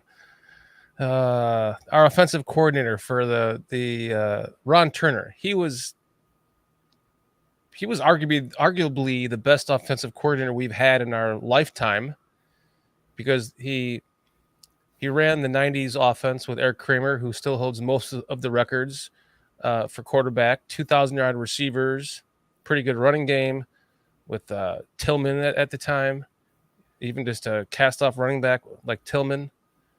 And they go out and they get him again, and we were doing really well with him. Took us to a Super Bowl, and we go and plug in Cutler. And if what you're saying is true, Dan, well, fuck you, Cutler. It's not your problem. It's not speculation. Yeah. He and Jay didn't get along at all.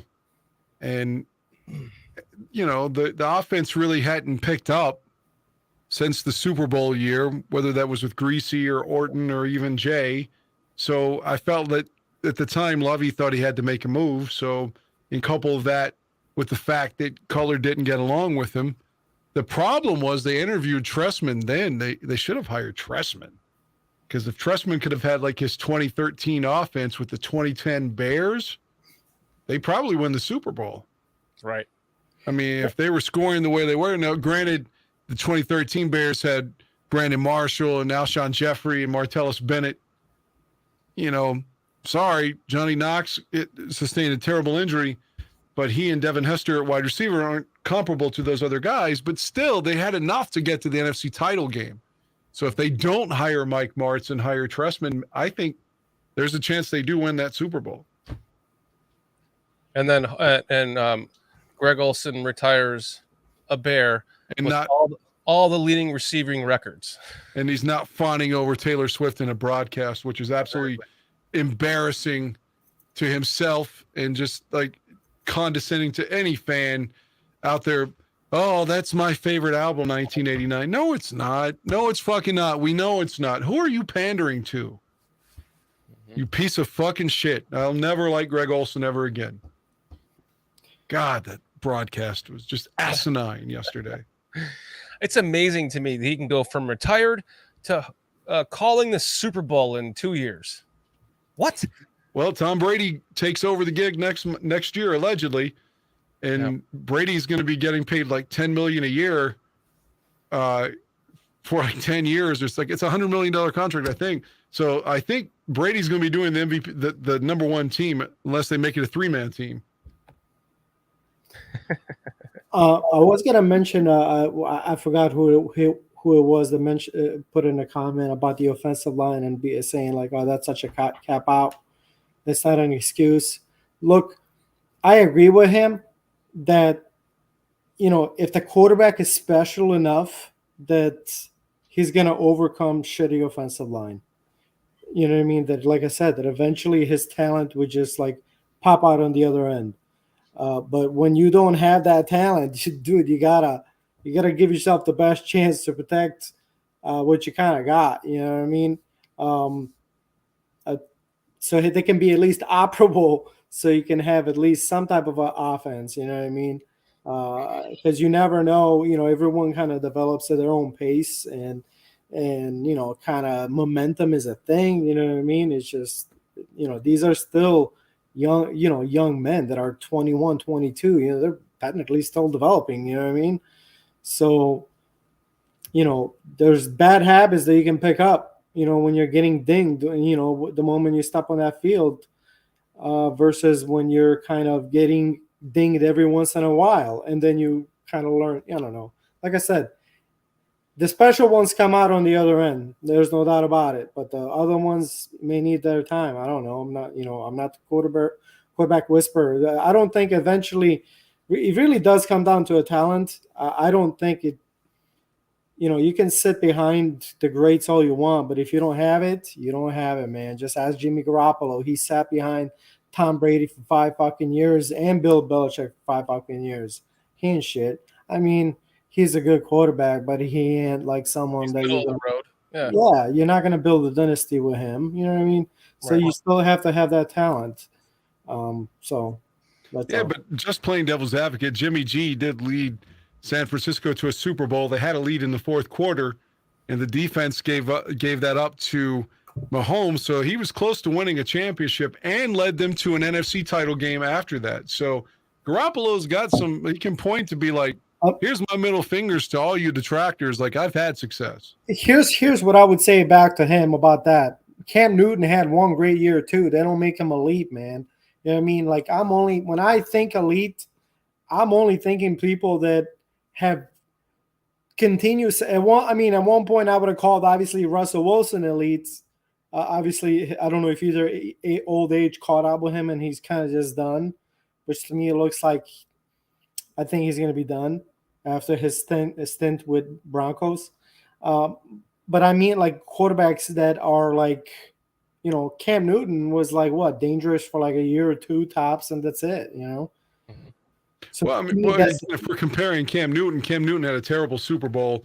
Denver had Carolina was in it a little bit just because Peyton Manning was terrible that day too. Was at the end of his line, at the end of the road for him. Garoppolo had San Francisco in position to win the game. I mean, they had a lead in the fourth quarter and then gave up 2 touchdowns to Mahomes at the end and led them back to another championship game. So, I mean, I'm not saying Jimmy G's he's better than what we have. No, doubt about it. He's, shoot, man, I wish we had. You're right. Like, he would have been one of the most talented quarterbacks, which is kind of crazy. It's pretty sad, but it's, you're right. $2 super chat from Sports Talk. Cutler, Forte, Marshall, Bennett, Jeffries, dynamic. Thank you for the super chat. Yes, that was dynamic. The only problem with that is if you look at that lineup, you just leave it there for a second. Okay, I love Jay, but Jay was he got better as he went on, you know what I mean, with his maturity level and stuff. But you got a quarterback who, at least early on, projects to many as being more of a fan of himself than the team, caring more about himself. I mean, I don't know if that's fair, but you got a quarterback who's not a leader per se early on. I think he got better. You got Marshall, who's got enigmatic moments, with his mental health, which he doesn't hide from. Martellus Bennett is a guy that's always stirring shit up. always talking shit. And then you got Jeffrey, who was the guy that was constantly like sitting out games for soft tissue issues. So it's just like, even though all of those guys are talented, all of them are talented, they all had their own idiosyncrasies, and maybe that wasn't good enough to win because of that. I think Jay regressed though, because in his first few seasons, they were 7-3, 7-1, and then he gets It's injured. got terrible though. That's the thing. When they had Mel Tucker after Lovey left, at the time, I say at the time, the 2013 and 2014 defenses were historically bad for the Bears. I mean, you're talking the end of Urlacher with his injury in 2011, and then not even being able to practice in 2012, and trying to gut it out for us. So the defense got historically bad. That's why he had all those points in 13, and it didn't matter. So early on, he still had Urlacher and Briggs and Tillman and still had a decent defense.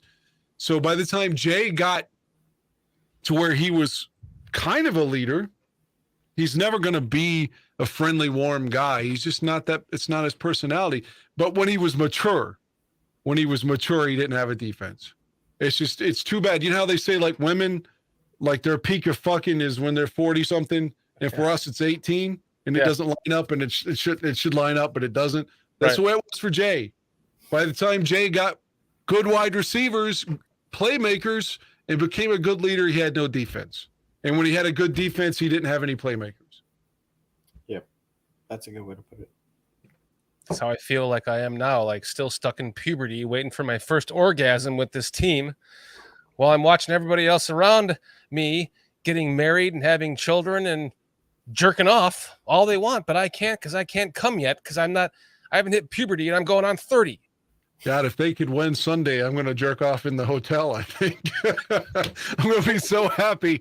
I don't think Sylvester's listening, so I was going to say, I'm probably going to get a nut off in the fucking hotel if we win, man. People can say, oh, they'll be 1-3. It doesn't matter. It matters to me, man. I want to win. Did you just say Sylvester? Yeah, So- that's my friend. Man, if we won, Dan, I'm with you, dude. Listen. I thought you were saying it's your female friend. Hold on. It sounded like you were saying your female friend was going to nudge one off for you, and her name is Sylvester. I told you I'm going with my male friend to the game. We're staying in a hotel together. I said that's why I'll just beat one off in the shower. Oh, if the Bears win, discreetly in the shower while he's in the other room, because I wouldn't beat off at Allo's house. I couldn't do that because that's unethical. You just can't beat off in your buddy's house. But if I'm in the hotel and my friend's out in the fucking like the bed or whatever, you know how hotels are. I'm going to just beat one off in this fucking shower if we win. That's how happy I'm going to be if we win. You wouldn't want to just beat off in Aldo's shower? Just No, God, no. I naughty? couldn't do that. I'm not going to beat off in Aldo's shower. Absolutely not. But I'm staying in a hotel this time. Okay, so you have all the jerk off rights that you need. So, Exactly. are you Jay Sanders is wondering, are you sleeping in the same bed with Sylvester? No. There are two beds. Sylvester doesn't sound like a name of a guy you'd be sleeping in a bed with, even if you wanted to. I will say this, and I'm going to keep this as G as rated as I can, because this gentleman may be married, and I don't want past things that he may have done in his past to suddenly like, oh, you didn't tell me about that motherfucker. I don't know what he's told and what he hasn't. That's what I'm saying. Right. But maybe he and I tag team a fucking whore together once. Maybe.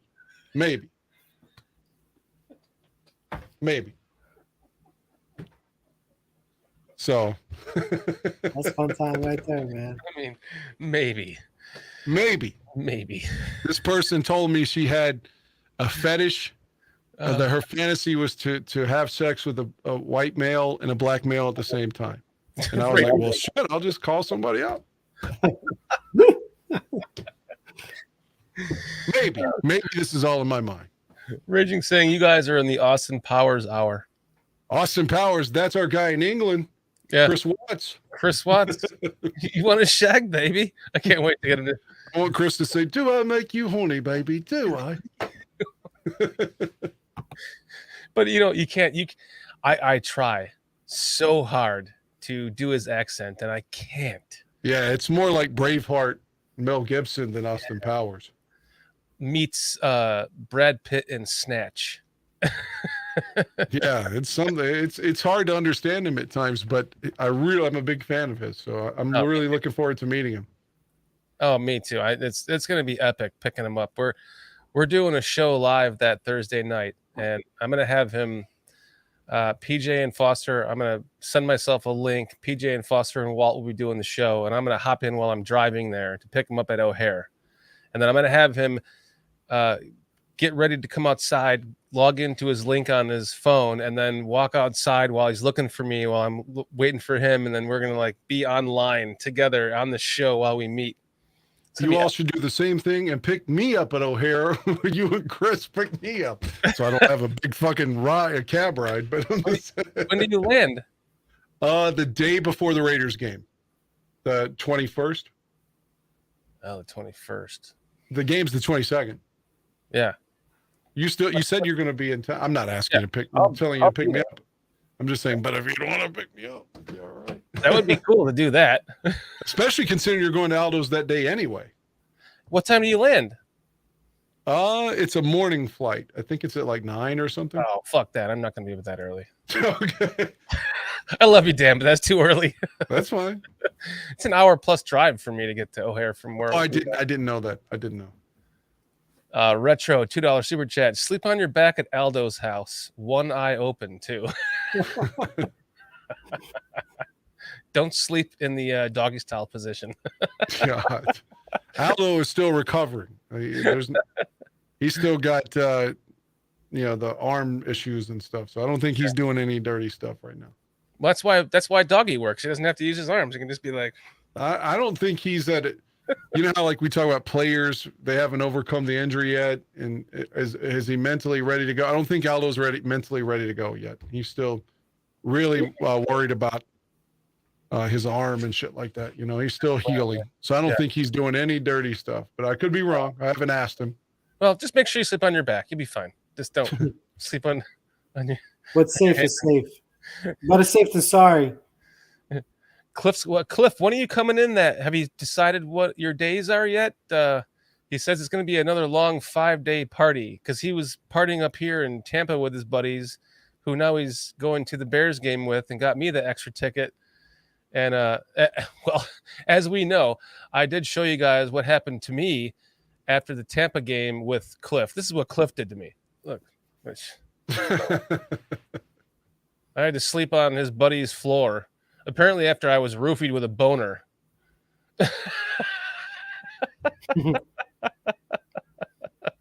Oh, boy. That was a good night. That was fun. Except for being roofied. Well, I don't know where you all are that day. I actually have great tickets for the Raider game. I had terrible tickets for the Packers game. I've got tickets for Denver. I'm in the second level. I'm in section 249 for Denver. Oh, nice. The Raiders game, I'm down low. I'm in the ones. Mm. I don't know where you all are, but I'd like to meet Cliff that day too. And I definitely have to meet Watts. I have to meet Chris Watts. I'm in, let me see. Let me go to my you'll wallet. definitely meet Chris Watts at Aldo's house that Saturday. Well, that's true. I'm in section 130 for the Raiders game. I'm going to be with Heidi. Heidi and I are going to watch that together. Nice. I'm in the 400 club level for the Raider game. Yeah, his buddy has 400 club level with the United Club seats or tickets. I just hope they're better than my Packers ones. Oh my God, the Bears Packers tickets, like poor Jay and I. It was Jay's first ever game. We had just the worst fucking tickets, man. We were in the threes, but it was awful. Couldn't see shit, man. Plus the sun was out, so we didn't even think about taking our actual glasses. So we both took sunglasses because the sun was so bright.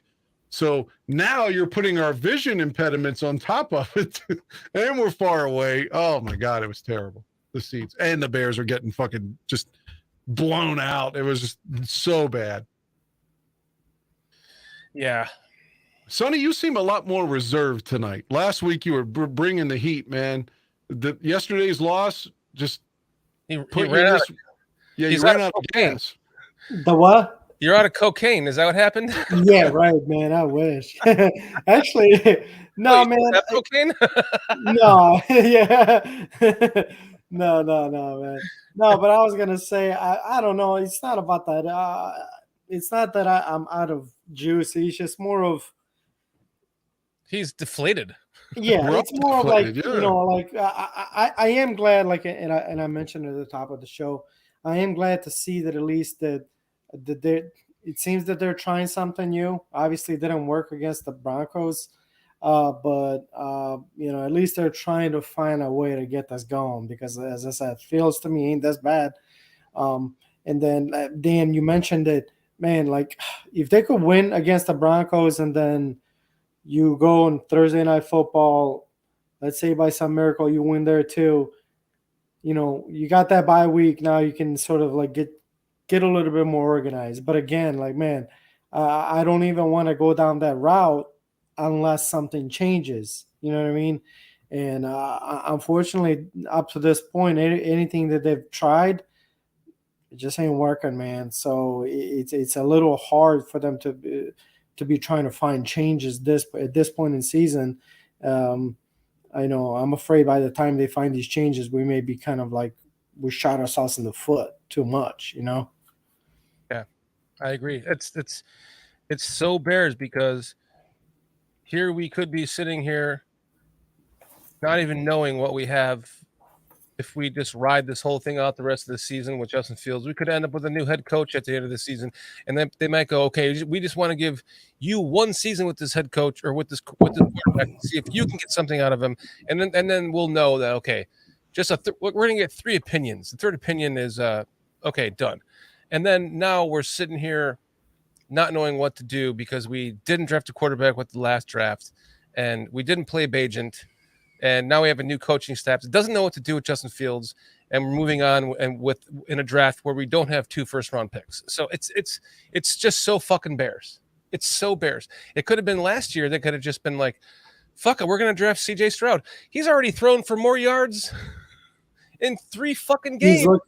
The kid is looking good. That's one thing that I think Greg Gabriel mentioned.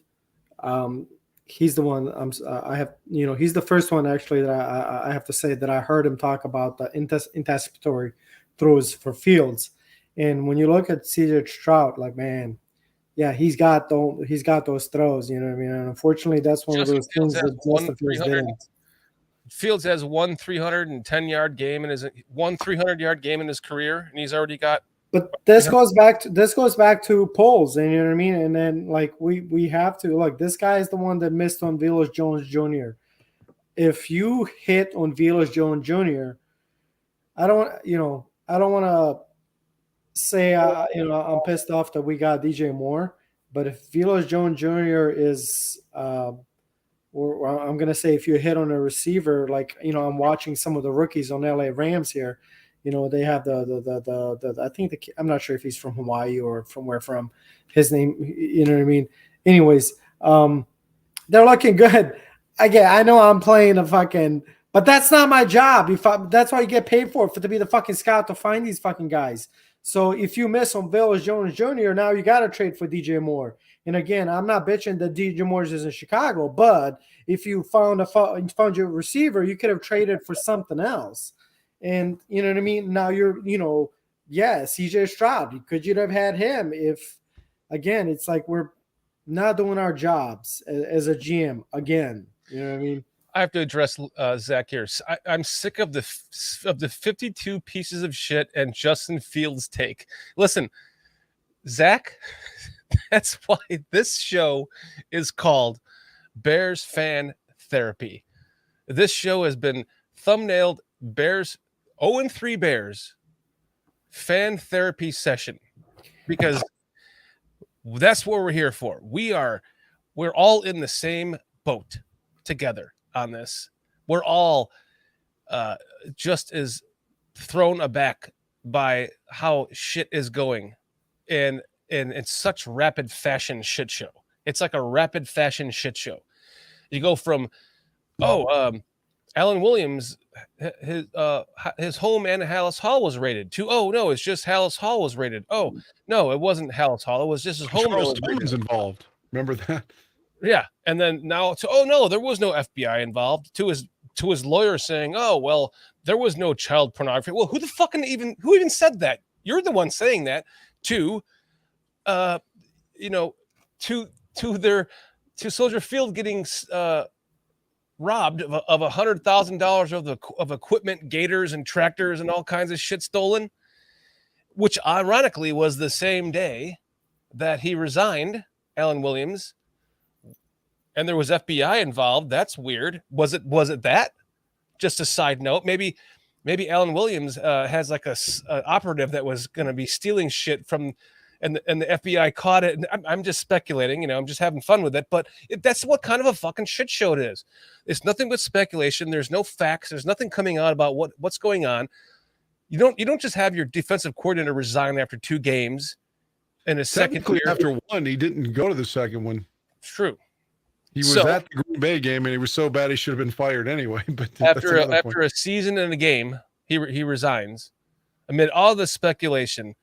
Well, that is not Bears. On ESPN 1000, I think they said that, or someone mentioned that Bears HR was involved in the firing of this. So yeah, obviously something did happen. I don't know. Like I said, I'm not saying that the dude is involved or not into that field equipment and whatnot. But I also don't understand Zach's comment. Like we said it here. Like unless some changes, it's still going to be same old fields. Nothing's going to. And then I'm actually convinced that there's a chance that we're going to see Bagent after the Thursday game. Because we're going to enter that 1 week of bye week, especially if at that point we're going to be 0-5. I think that would sit Fields down a little bit just to give him a mental break, as Dan mentioned earlier. Yeah. Were you guys sick? What about, I gotta ask you, I don't know if y'all talked about it. So were you guys annoyed about that Taylor Swift thing as much as I was? I went on a rant for 30 minutes earlier. I'm going to let you go on a quick rant about that while I take a leak, and then we're going to end the show, okay? How's that sound? All right, sounds good, man. Well, I know you wanted to go on your own rant about that, Sonny. Oh, man. It was so freaking annoying, man. And let me tell you something. I'm sorry, Dan. You may disagree with me here. I don't care. But to me, I don't know what was more annoying. Yesterday, freaking watching that crap on TV, or today reading or listening all over the oh my God, what a great, that is so awesome. What a great catch. That is the best catch of his career. Man, shut the fuck up, bro. Let me tell you something. If I came to you and said, Dan, listen, brother, I got a girl for you, bro. By the way, listen, because you're my friend, I'm going to give you a little heads up. She's had 8 failed relationships, all of them in a short stint period. All of them ended up pretty badly. Would you be like, oh my God, she's such a catch. She sounds such a catch, Sonny. You'll be like, you're like, what? What? Are you out of your fucking mind? So it's when I'm listening to these comments, oh my God, best catch of his career. What the fuck are you talking about, you fucking idiots? What do you mean best catch of what? He's going to be fucking guy number 9? What the fuck are you all thinking? And same thing for him, bro. You're 33 years old. What the fuck are you doing?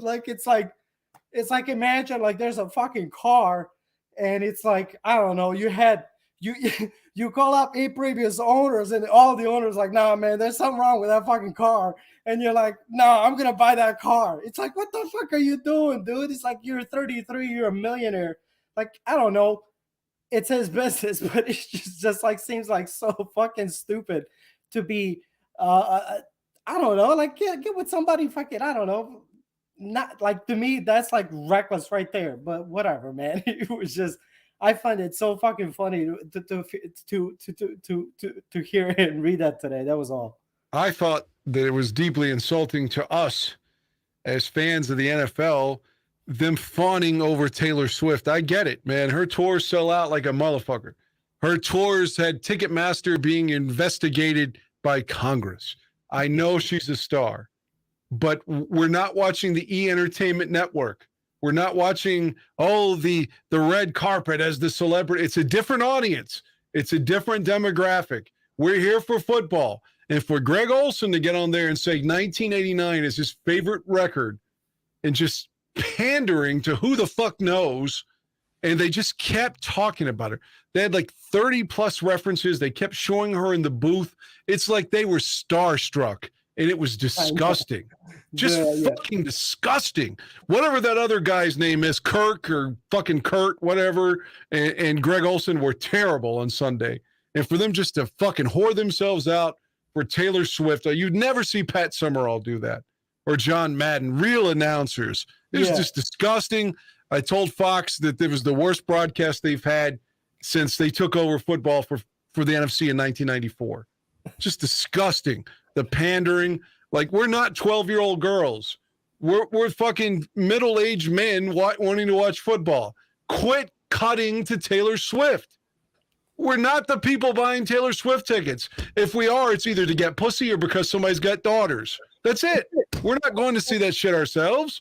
Quit fucking forcing this down our throats. It's a different audience. Different audience. I love it. I love the passion. It's just, it was disgusting, man. And Greg being so disingenuous and kissing her ass. Like, I don't give a fuck who Kelsey's fucking, man. Kelsey's got 2 Super Bowl rings. He can do it. He can do whatever he wants. I don't give a shit. Whatever. But, like, why do we have to talk about it during the game? You know, I mean, fuck. If this is Kansas City radio, okay, we're all Chiefs super fans. Maybe we need to see who everybody on the team's fucking or whatever. But we're Bears fans. We don't give a fuck. I mean, it just, and then did you see that commercial with Andy and the Nuggies? I love that commercial. Like, fuck.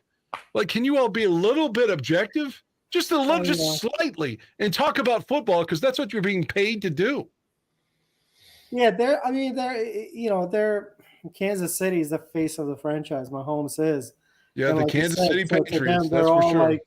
They're all like, this is the fucking wet dream, the Taylor Swift, such a love story. And like I said, like, oh my God, they're so cute together. Such a catch. Like, man, shut the fuck up. Shut the fuck up. Man, he should be dating like a 25, 26-year-old, like fucking, I don't know, hottie, instead of like he's like a 33-year-old fucking 8-failed relationship. Man, get the fuck out. I can't wait for them to break up. Isn't he married? I can't wait for them to break up. They're not dating. They're fucking dating, man. They're not together in a fucking car. Yeah, sure. They're friends. No. The report. Listen, the report was that he went to the Taylor Swift show the night before at the stadium, and so he met her and offered her a club level seat at the stadium. When they were seen walking out of the stadium, they weren't holding hands or being smoochy on each other. They walked out of there like friends. Is not Travis Kelce married? I don't know if he's married or not, but I know they left. There's also a photo of them in the car, in the same car, and they left together in the same car. Yeah, I thought that the whole thing was about that they're fucking. Yeah, I was going to say the whole thing to me felt like, that they're like dating. And like, I don't think he's married, because when I watched some of the clips from his brother podcast, he seems like, that he's very interested in her. And like, it was just, like I said, I can't wait till they fucking break up so she can write a fucking song number 9 about his ass. And I will be the first fucking person that's going to fucking tweet at him and be like, what the fuck did you think was going to happen, you fucking idiot? Like, the previous 8 fucking guys are all fucking crazy. Yeah, she's the fucking catch. She's the fucking keeper. Good job, buddy. Like, Jesus fucking Christ, man. Mo's saying if Swift, I can't wait. I already named the song. It's going to be called the Tight End of Love. That's going to be the breakup song. Why you fucking mark my words, bro? Like, that ship's gonna crash and burn, bro. Get out. I hate Kelsey's mustache too. It looks like he's ready to touch a child. God, this fucking super trooper, bro. Get out of here with that shit, man. Wait, we got to get to Mo Beaver now. If Swift wrote a song about getting a sandwich and a beer for her man, she might not be relevant. Dan, it was a shitty game. They needed viewers, for Christ's sake. Get over it. I You know what? completely True. disagree. I didn't think about it that. Yeah, you're right. They were like, fuck, we gotta find And I entertainment. for these acknowledge that fucking she's a people. superstar. I acknowledge that her tour literally, because they had so much demand for the tickets, that it was addressed in Congress. So she's great at what she does. But again, that's not our world. Like, she's Absolutely. not, we are not her target audience. We are not the people going to her concert. Exactly. So it's just, that was forced on us, man. And if you all are okay with it, then that's cool. We can have differing opinions. You know how I know this? I was driving to Illinois for Mother's Day, and I heard on the radio while I was still in the Atlanta area that, by the way, I have Falcons season tickets. I only bought them for built-in Bears games. I sell the rest, but I also get perks to concerts. So if Taylor Swift comes to the Mercedes-Benz Stadium, I get first rights to the tickets. So I could have bought them at face value and turned around and sold them for $3,000 a piece and paid off my tickets 3 times fold. But I never pay attention to that shit.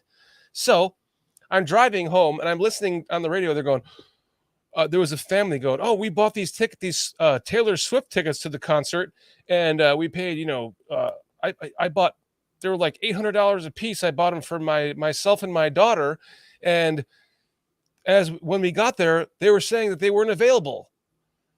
So I had to go through all these hoops and blah blah blah, and the tickets were not available. So I ended up not being able to take my daughter to the game. Right there says it all to you, Dan. The demographic is for the children that are watching, of the people watching the game, for her, not for the people watching the game. So well said, long-windedly. Thank you. Thank you. Okay, real quick before we go, quick question for you guys. Just a win or lose. I didn't even put it like that because you will always say a win, or or you should. But what are we thinking? Bold prediction for against the Broncos. What are we thinking, boys? Oh, I'll go last. Denver's a favorite for a reason. I mean, they're the favorite for a reason. Not to say that the point spread's always right, but the consensus thought is that, because generally you get spotted 2 points for just being the home team. So essentially, if you go by that notion from Vegas, they think Denver's close to 5 or 6 points better than us. So if I had to bet my money, I'd probably bet on Denver. But my heart says somehow the Bears are going to win this. I don't know. But if we're going straight off our heart, fuck, man, come on. They're just as big a shit show as we are. So this should be one we could take. So I'm going to say somehow, some way, the individual athleticism of Justin Fields prevails. Maybe he doesn't throw for 300 yards. Maybe it's still 176. But maybe somehow, some way, even if it's goddamn, because I guess both defenses suck, so maybe it'll be a 35-33 thriller. Who knows? But I think somehow, some way, we're going to win this one. That's my mic drop. I was wondering, so if I do this, you hear that, right? Yeah. I was wondering if people could hear that, and that's exactly what you did. I recognize it. I was like, that sounds like when I do that. That's great, Dan. That's pretty good. Good job, man. Yeah, you know what? This will be very interesting. I think Broncos is a very beatable team. This seems like one of those games where, I see them changing things in the offense. Hopefully, they can dial it in just to start to get this thing going. I don't want people to confuse this that oh my God, Fields is back. He's going to be a superstar. No, that's not what I'm saying. I'm just talking about let's just get this thing going so we can get some fucking wins up in here, man. You know what I mean? Like I said, if we're going to change our culture, we have to start getting some W's up in here, man. And it would do us a lot if we could fucking win that. And then let's go into that Thursday game and fucking let's just fucking finish it out. Give it everything we can, finish that bitch out. Maybe by some miracle we can pull out 2 and 3 and fucking rally and see, well, what do we do from here? What's going on here? What worked? What didn't work? Now you have a little bit of space to strategize a little bit, like I said, to try to get some wins, man. You know what I mean? I'm sick and tired of being a fucking laughed at fucking franchise, man. Leave that shit for the fucking Broncos. So Bears win. Let's go. All right. Perfect. Because I'm going to end the show on this. And then when I'm done, we'll do a quick 1, 2, 3 Bears and just be done, because I like to try to end this. I like to try to end my shows on some kind of to give you guys some actual reality, but also try to also give you guys a little bit of hope. Mayhem, thank you, saying I enjoyed the show. Thank you, Mayhem. By the way, before I do that, I want to say to everyone here in chat, thank you so fucking much for hanging out with us tonight on a Monday night while you might be watching in the background Monday Night Football. We love you guys. You guys are what makes BCP go around. Everyone here in chat, I'm going to get to your names right now. GCA, AC Adam, J Rock, Mo Behrman, Cliff Victoria, Leo Factor, Mr. Mayhem. Oh, man. Got to keep going up. Joe Treviso, J Rock. Sports Talk. Was J Rock the one that just said that Denver was going to beat us by 20? Somebody said that a minute ago. I hope he's wrong. I'm going to get to that. Yeah, that was him. J2K, it is great to see you again, hanging out on the road, driving around cross country. I hope you're having a lot of fun. Please shoot me a text, give me a call, send me a picture. Let me know what's going on in your life with that, because that, you've been a big part of this channel, and it's great to know that you're having fun out there and living your life. Jay Sanders, Zach Sullivan, oh boy, Hector Zambrano with your super chats, and Retro with your super chats. Thank you so much. I'm just going to be transparent. I spend over $120 a month out of my own personal account just to run this channel and for all the things it takes. So, I mean, all the little super chats, they help, man. I really, really, really, really appreciate that. So thank you all for that. Leo Factor, Foster was hanging out with us. Walt was hanging out with us. They're from the channel, but you guys are awesome for hanging out with us tonight. Raging Oracle, great to see you again. Love seeing you guys here in chat. I gotta go all the way to the top just to get all the people here who were here in the beginning. You guys are all what makes this show go around. Without you, it would not be possible. So thank you so much. Thank you. Make sure you spread the word and tell your friends and like and subscribe and set their notifications as well, because this show is just getting better and better and better and better and better. I'm getting better. Our hosts are getting better. Our co-hosts are getting better. The show is getting better all around. The Bears are getting worse. The Bears are getting worse. Bears fucking suck. Tin Ping Dog, nice to see you again. I mean, seriously, the Bears are getting worse, and we are here for you. I'm here for you. You should try to get a Raiders ticket and whore yourself into our little group. I have a Raiders ticket. I told you. No, Sonny. I was saying Sonny should. When is that? The 22nd, right? Yes. I think I'll double check, but I think the soccer games for the kids and everything are done. So I may swing one ticket and join you guys. Yeah, we may not sit in the same section, but that's fine with me. You know at least we can all hang out together, and we can. You still managed to get over to me and Aldo during the Vikings game, and you didn't sit with us. They still let you come over there. Correct. Yeah, correct. Yeah, you just show by the time you're like in the mid game, you just show your ticket. They don't even look at it anymore. You just walk down, go hang out with whoever you're hanging out with, and that'd be awesome if you can do that, because we're gonna have a lot of fun. And we have emails. I'll get your number, so shoot me your number. Okay, Sonny, because if you decide to come down, then we have to all make this happen. We can all get together and tailgate and have fun. I'll share my contact with Sonny with Dan right now. Like, you have an iPhone, right? Yes, sir. Okay, that's why I thought so. I'll just share his number with you now, just where it says share a contact. Sonny's fun, man. I'm talking about him like he's not here. I'm saying, but he's great conversation for the football. Like, whenever things are going bad. Let's take him out. We can talk about him like he's not here now. I'm just saying you'll enjoy your conversations with him. There you go. No, seriously. Sonny, it's great to have you on the show. Seriously, you're an I awesome appreciate guest. you guys, man. I appreciate it. Yeah. I mean, yeah, thank you for giving me the opportunity. I mean, I absolutely love the Bears, man. So everything, I you can know, tell. I can tell. I'm Passion is there. very passionate about it. So, sometimes I can get over the This top. channel is made by the Yeah. fans for the fans, and you coming out here as a fan that's what we need. So yeah, so I really appreciate it. I appreciate Dan Aguirre too. He's been very, we've been talking about there's not a day that goes by. All we do is talk about the Bears. That's it. That's it. Like nothing. Yeah. It's like yeah. So it's just You're here for each other for therapy. yeah. It's just been exactly been like that during the game. Like I just sent both of you all each other's numbers. Okay. Thank you, my friend.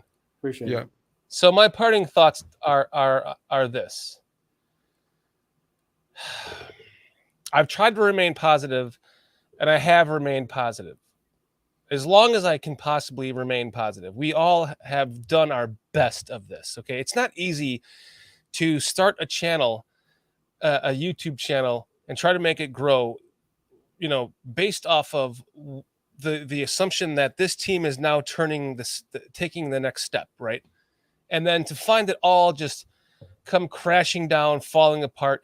Not only are they not taking the next step, but they are falling apart even worse historically before our own eyes. And none of that matters, because the only thing that matters is that all of us here are in love. And when I say that, I mean in love With each other. We're going to have gay sex as each soon as other, we get and we're going to together. have gay sex. Yes. With the Bears. That's why I'm with Sylvester in the fucking hotel room. So make sure you get a single bed, and then maybe Champ, you can, pile on with them. Yeah, I think I'll pass. But if you look, Yeah, I if you prefer look the at me, ladies too. I don't go that way. I'll sleep on the floor. Yeah, but was that after a hard 30-minute session of sodomy with a male? Clearly, I mean, they were sodomizing me. Look at the bulge in my pants. So my point is that we are all in this together. We are all fans in this together. We are all in love with the Bears in this together. We are all sulking in this together. We're all going to wake up on Sunday and feel like it's a brand new day. Listen, I didn't tell you this, but I had a dream 2 years ago that DHC intercepted a pass to seal a win. And then I woke up the next day. I told my wife and my friends, DHC intercepted the pass to seal a win that game. This Sunday, I woke up. I had a dream that night that the Bears had like a historic comeback against the Chiefs, and Justin Fields threw a touchdown to end the game. And in my dream, there was 19 seconds to go with no timeouts for the Chiefs, and they couldn't do anything with it, and we won the game. And I woke up going, I was so fucking pumped. I knew we were going to win this game. Even though I kept telling everybody we were doing a game cast. I'm like, okay, we're only down 28 points. That means the comeback in the second half is going to be exactly how my dream portrayed it. I was wrong, but I'm trying to remain positive in this whole thing. And even though there's no positives to come up with yet, the one thing that we all do have in this is each other. And we can all hang out and talk and love and sulk the Bears all that we want on this channel. I promise you, I will try not to be negative. Some days I will. Some days you're gonna want to hear negativity. I'll give it to you. And so will Dan, and so will you, Champ, and everybody else on this channel. We'll give it to you when you want to hear it. But the ultimate thing is that we need to bear the fuck down. Bear the fuck down. There's a reason why that saying is what it is. Bear down. Because when do you bear down? Right now is when you bear down. If you're not a fucking fan, you don't bear down. You go like this. And you leave. And you don't pay attention to the Bears anymore. But when you're a Bears fucking fan, you bear the fuck down. And that's what we are doing tonight. That's what we are going to continue to do the rest of this season, good or bad. And you can hang out with us here to get your sorrows out or to cheer and laugh with us together. Yeah, So- to your point about, being a fan, like, I'm not saying I'm better than anybody else or I care more than anybody else, because I hate those comparisons. I will say to you, if I were at a terrible game, hypothetically, like the Bears-Packers game in week 1, hopefully next week's not on par with that, I don't leave early. I don't fucking leave early. If I'm watching it on TV, like there have been games like yesterday, for instance, where it's just like, oh, you just know you're not going to win. I'm still watching it till the end. Even if it's 41, I always remember Jordan was, I don't know why I remember this, week 2 of 2000, Bears at Buccaneers. They made a big deal. Jordan was at the game, and we lost to Minnesota the week before 30-27. So I was like, okay, maybe this McNown kid's going to be okay. He did really well in week 1. We lose 41-0 at Tampa that day. I didn't quit watching. I watched the whole fucking game. I can't give up. Even though I know, it's not going to happen. I'm still there. I mean, Right. So, yeah. And Cliff and I didn't leave that game till the end. And then we hung out in the parking lot and tailgated for like another 2 hours. Well, mostly because traffic was so awful we had to, but we still bared the fuck down. I know a lot of people. I know a lot of people are not gonna want to hear that. But like you guys are the true fans, and what I mean by that is, that's a rarity right there. That like you said, when Dan said, like, you're down, whatever amount is 30-40 against the Packers or by whoever, but you're gonna stay there because, as we said in the last show, just because you lose on the field. But to me, just because you lose on the fields doesn't mean you got to lose on the stands. You know what I mean? If we could just somehow, like, all those people that, like, at the end of the day, they know it is what it is, but I'm going to stay to the end. Man, if we could all just sit in the same section, that would actually probably do us good in the long run to just at least have a nucleus of that people to be at least united in one section, to be like, you know what, fuck it. We're going to stay here. I know it's bad, but kind of like Dan said, like, we're gonna make a stand here, and you know what I mean. So, but that's different conversation. Well, that means we're bearing the fuck down. Yeah, we're gonna end this on a $5 super chat from Hector Zambrano. Bear down, Chicago Bears. Make every play, clear the way to victory.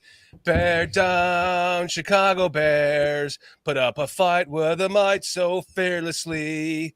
I'll finish it for you. We'll never forget the way you thrilled the nation with your T formation. Bear down, Chicago Bears. It's time to show them who's wearing the fucking crown. I hope I hear that song like 5, 6, 7, 8 times Sunday. We're the pride and joy of Illinois. Bear down, Chicago Bears. Bear down. man, Fuck yeah, Hector. great job, bro. Good job, Hector. Yeah, great job, brother. You hear that shit on Sunday, it means we're scoring points. Let's Yes, fucking sir. sing that over and over and over and over and over again this next Sunday. Too bad you all won't be at the game, man, because I'm sure tickets are available. Well, why don't I send you a link to the game? Oh fuck, I'm actually never mind. We'll talk later. But we can do some cool shit with you at the game this week. Okay. Guys, love you guys in chat. Thank you so much for your super chats. Thank you, Hector. Thank you, Retro, for your super chats. Seriously love you and appreciate you. And let's go ahead and just end this. Let me get ready to end this. And we're going to end this on a 1, 2, 3 fucking Bears, right? Ready? 1, 2, 3. Bears. Bears.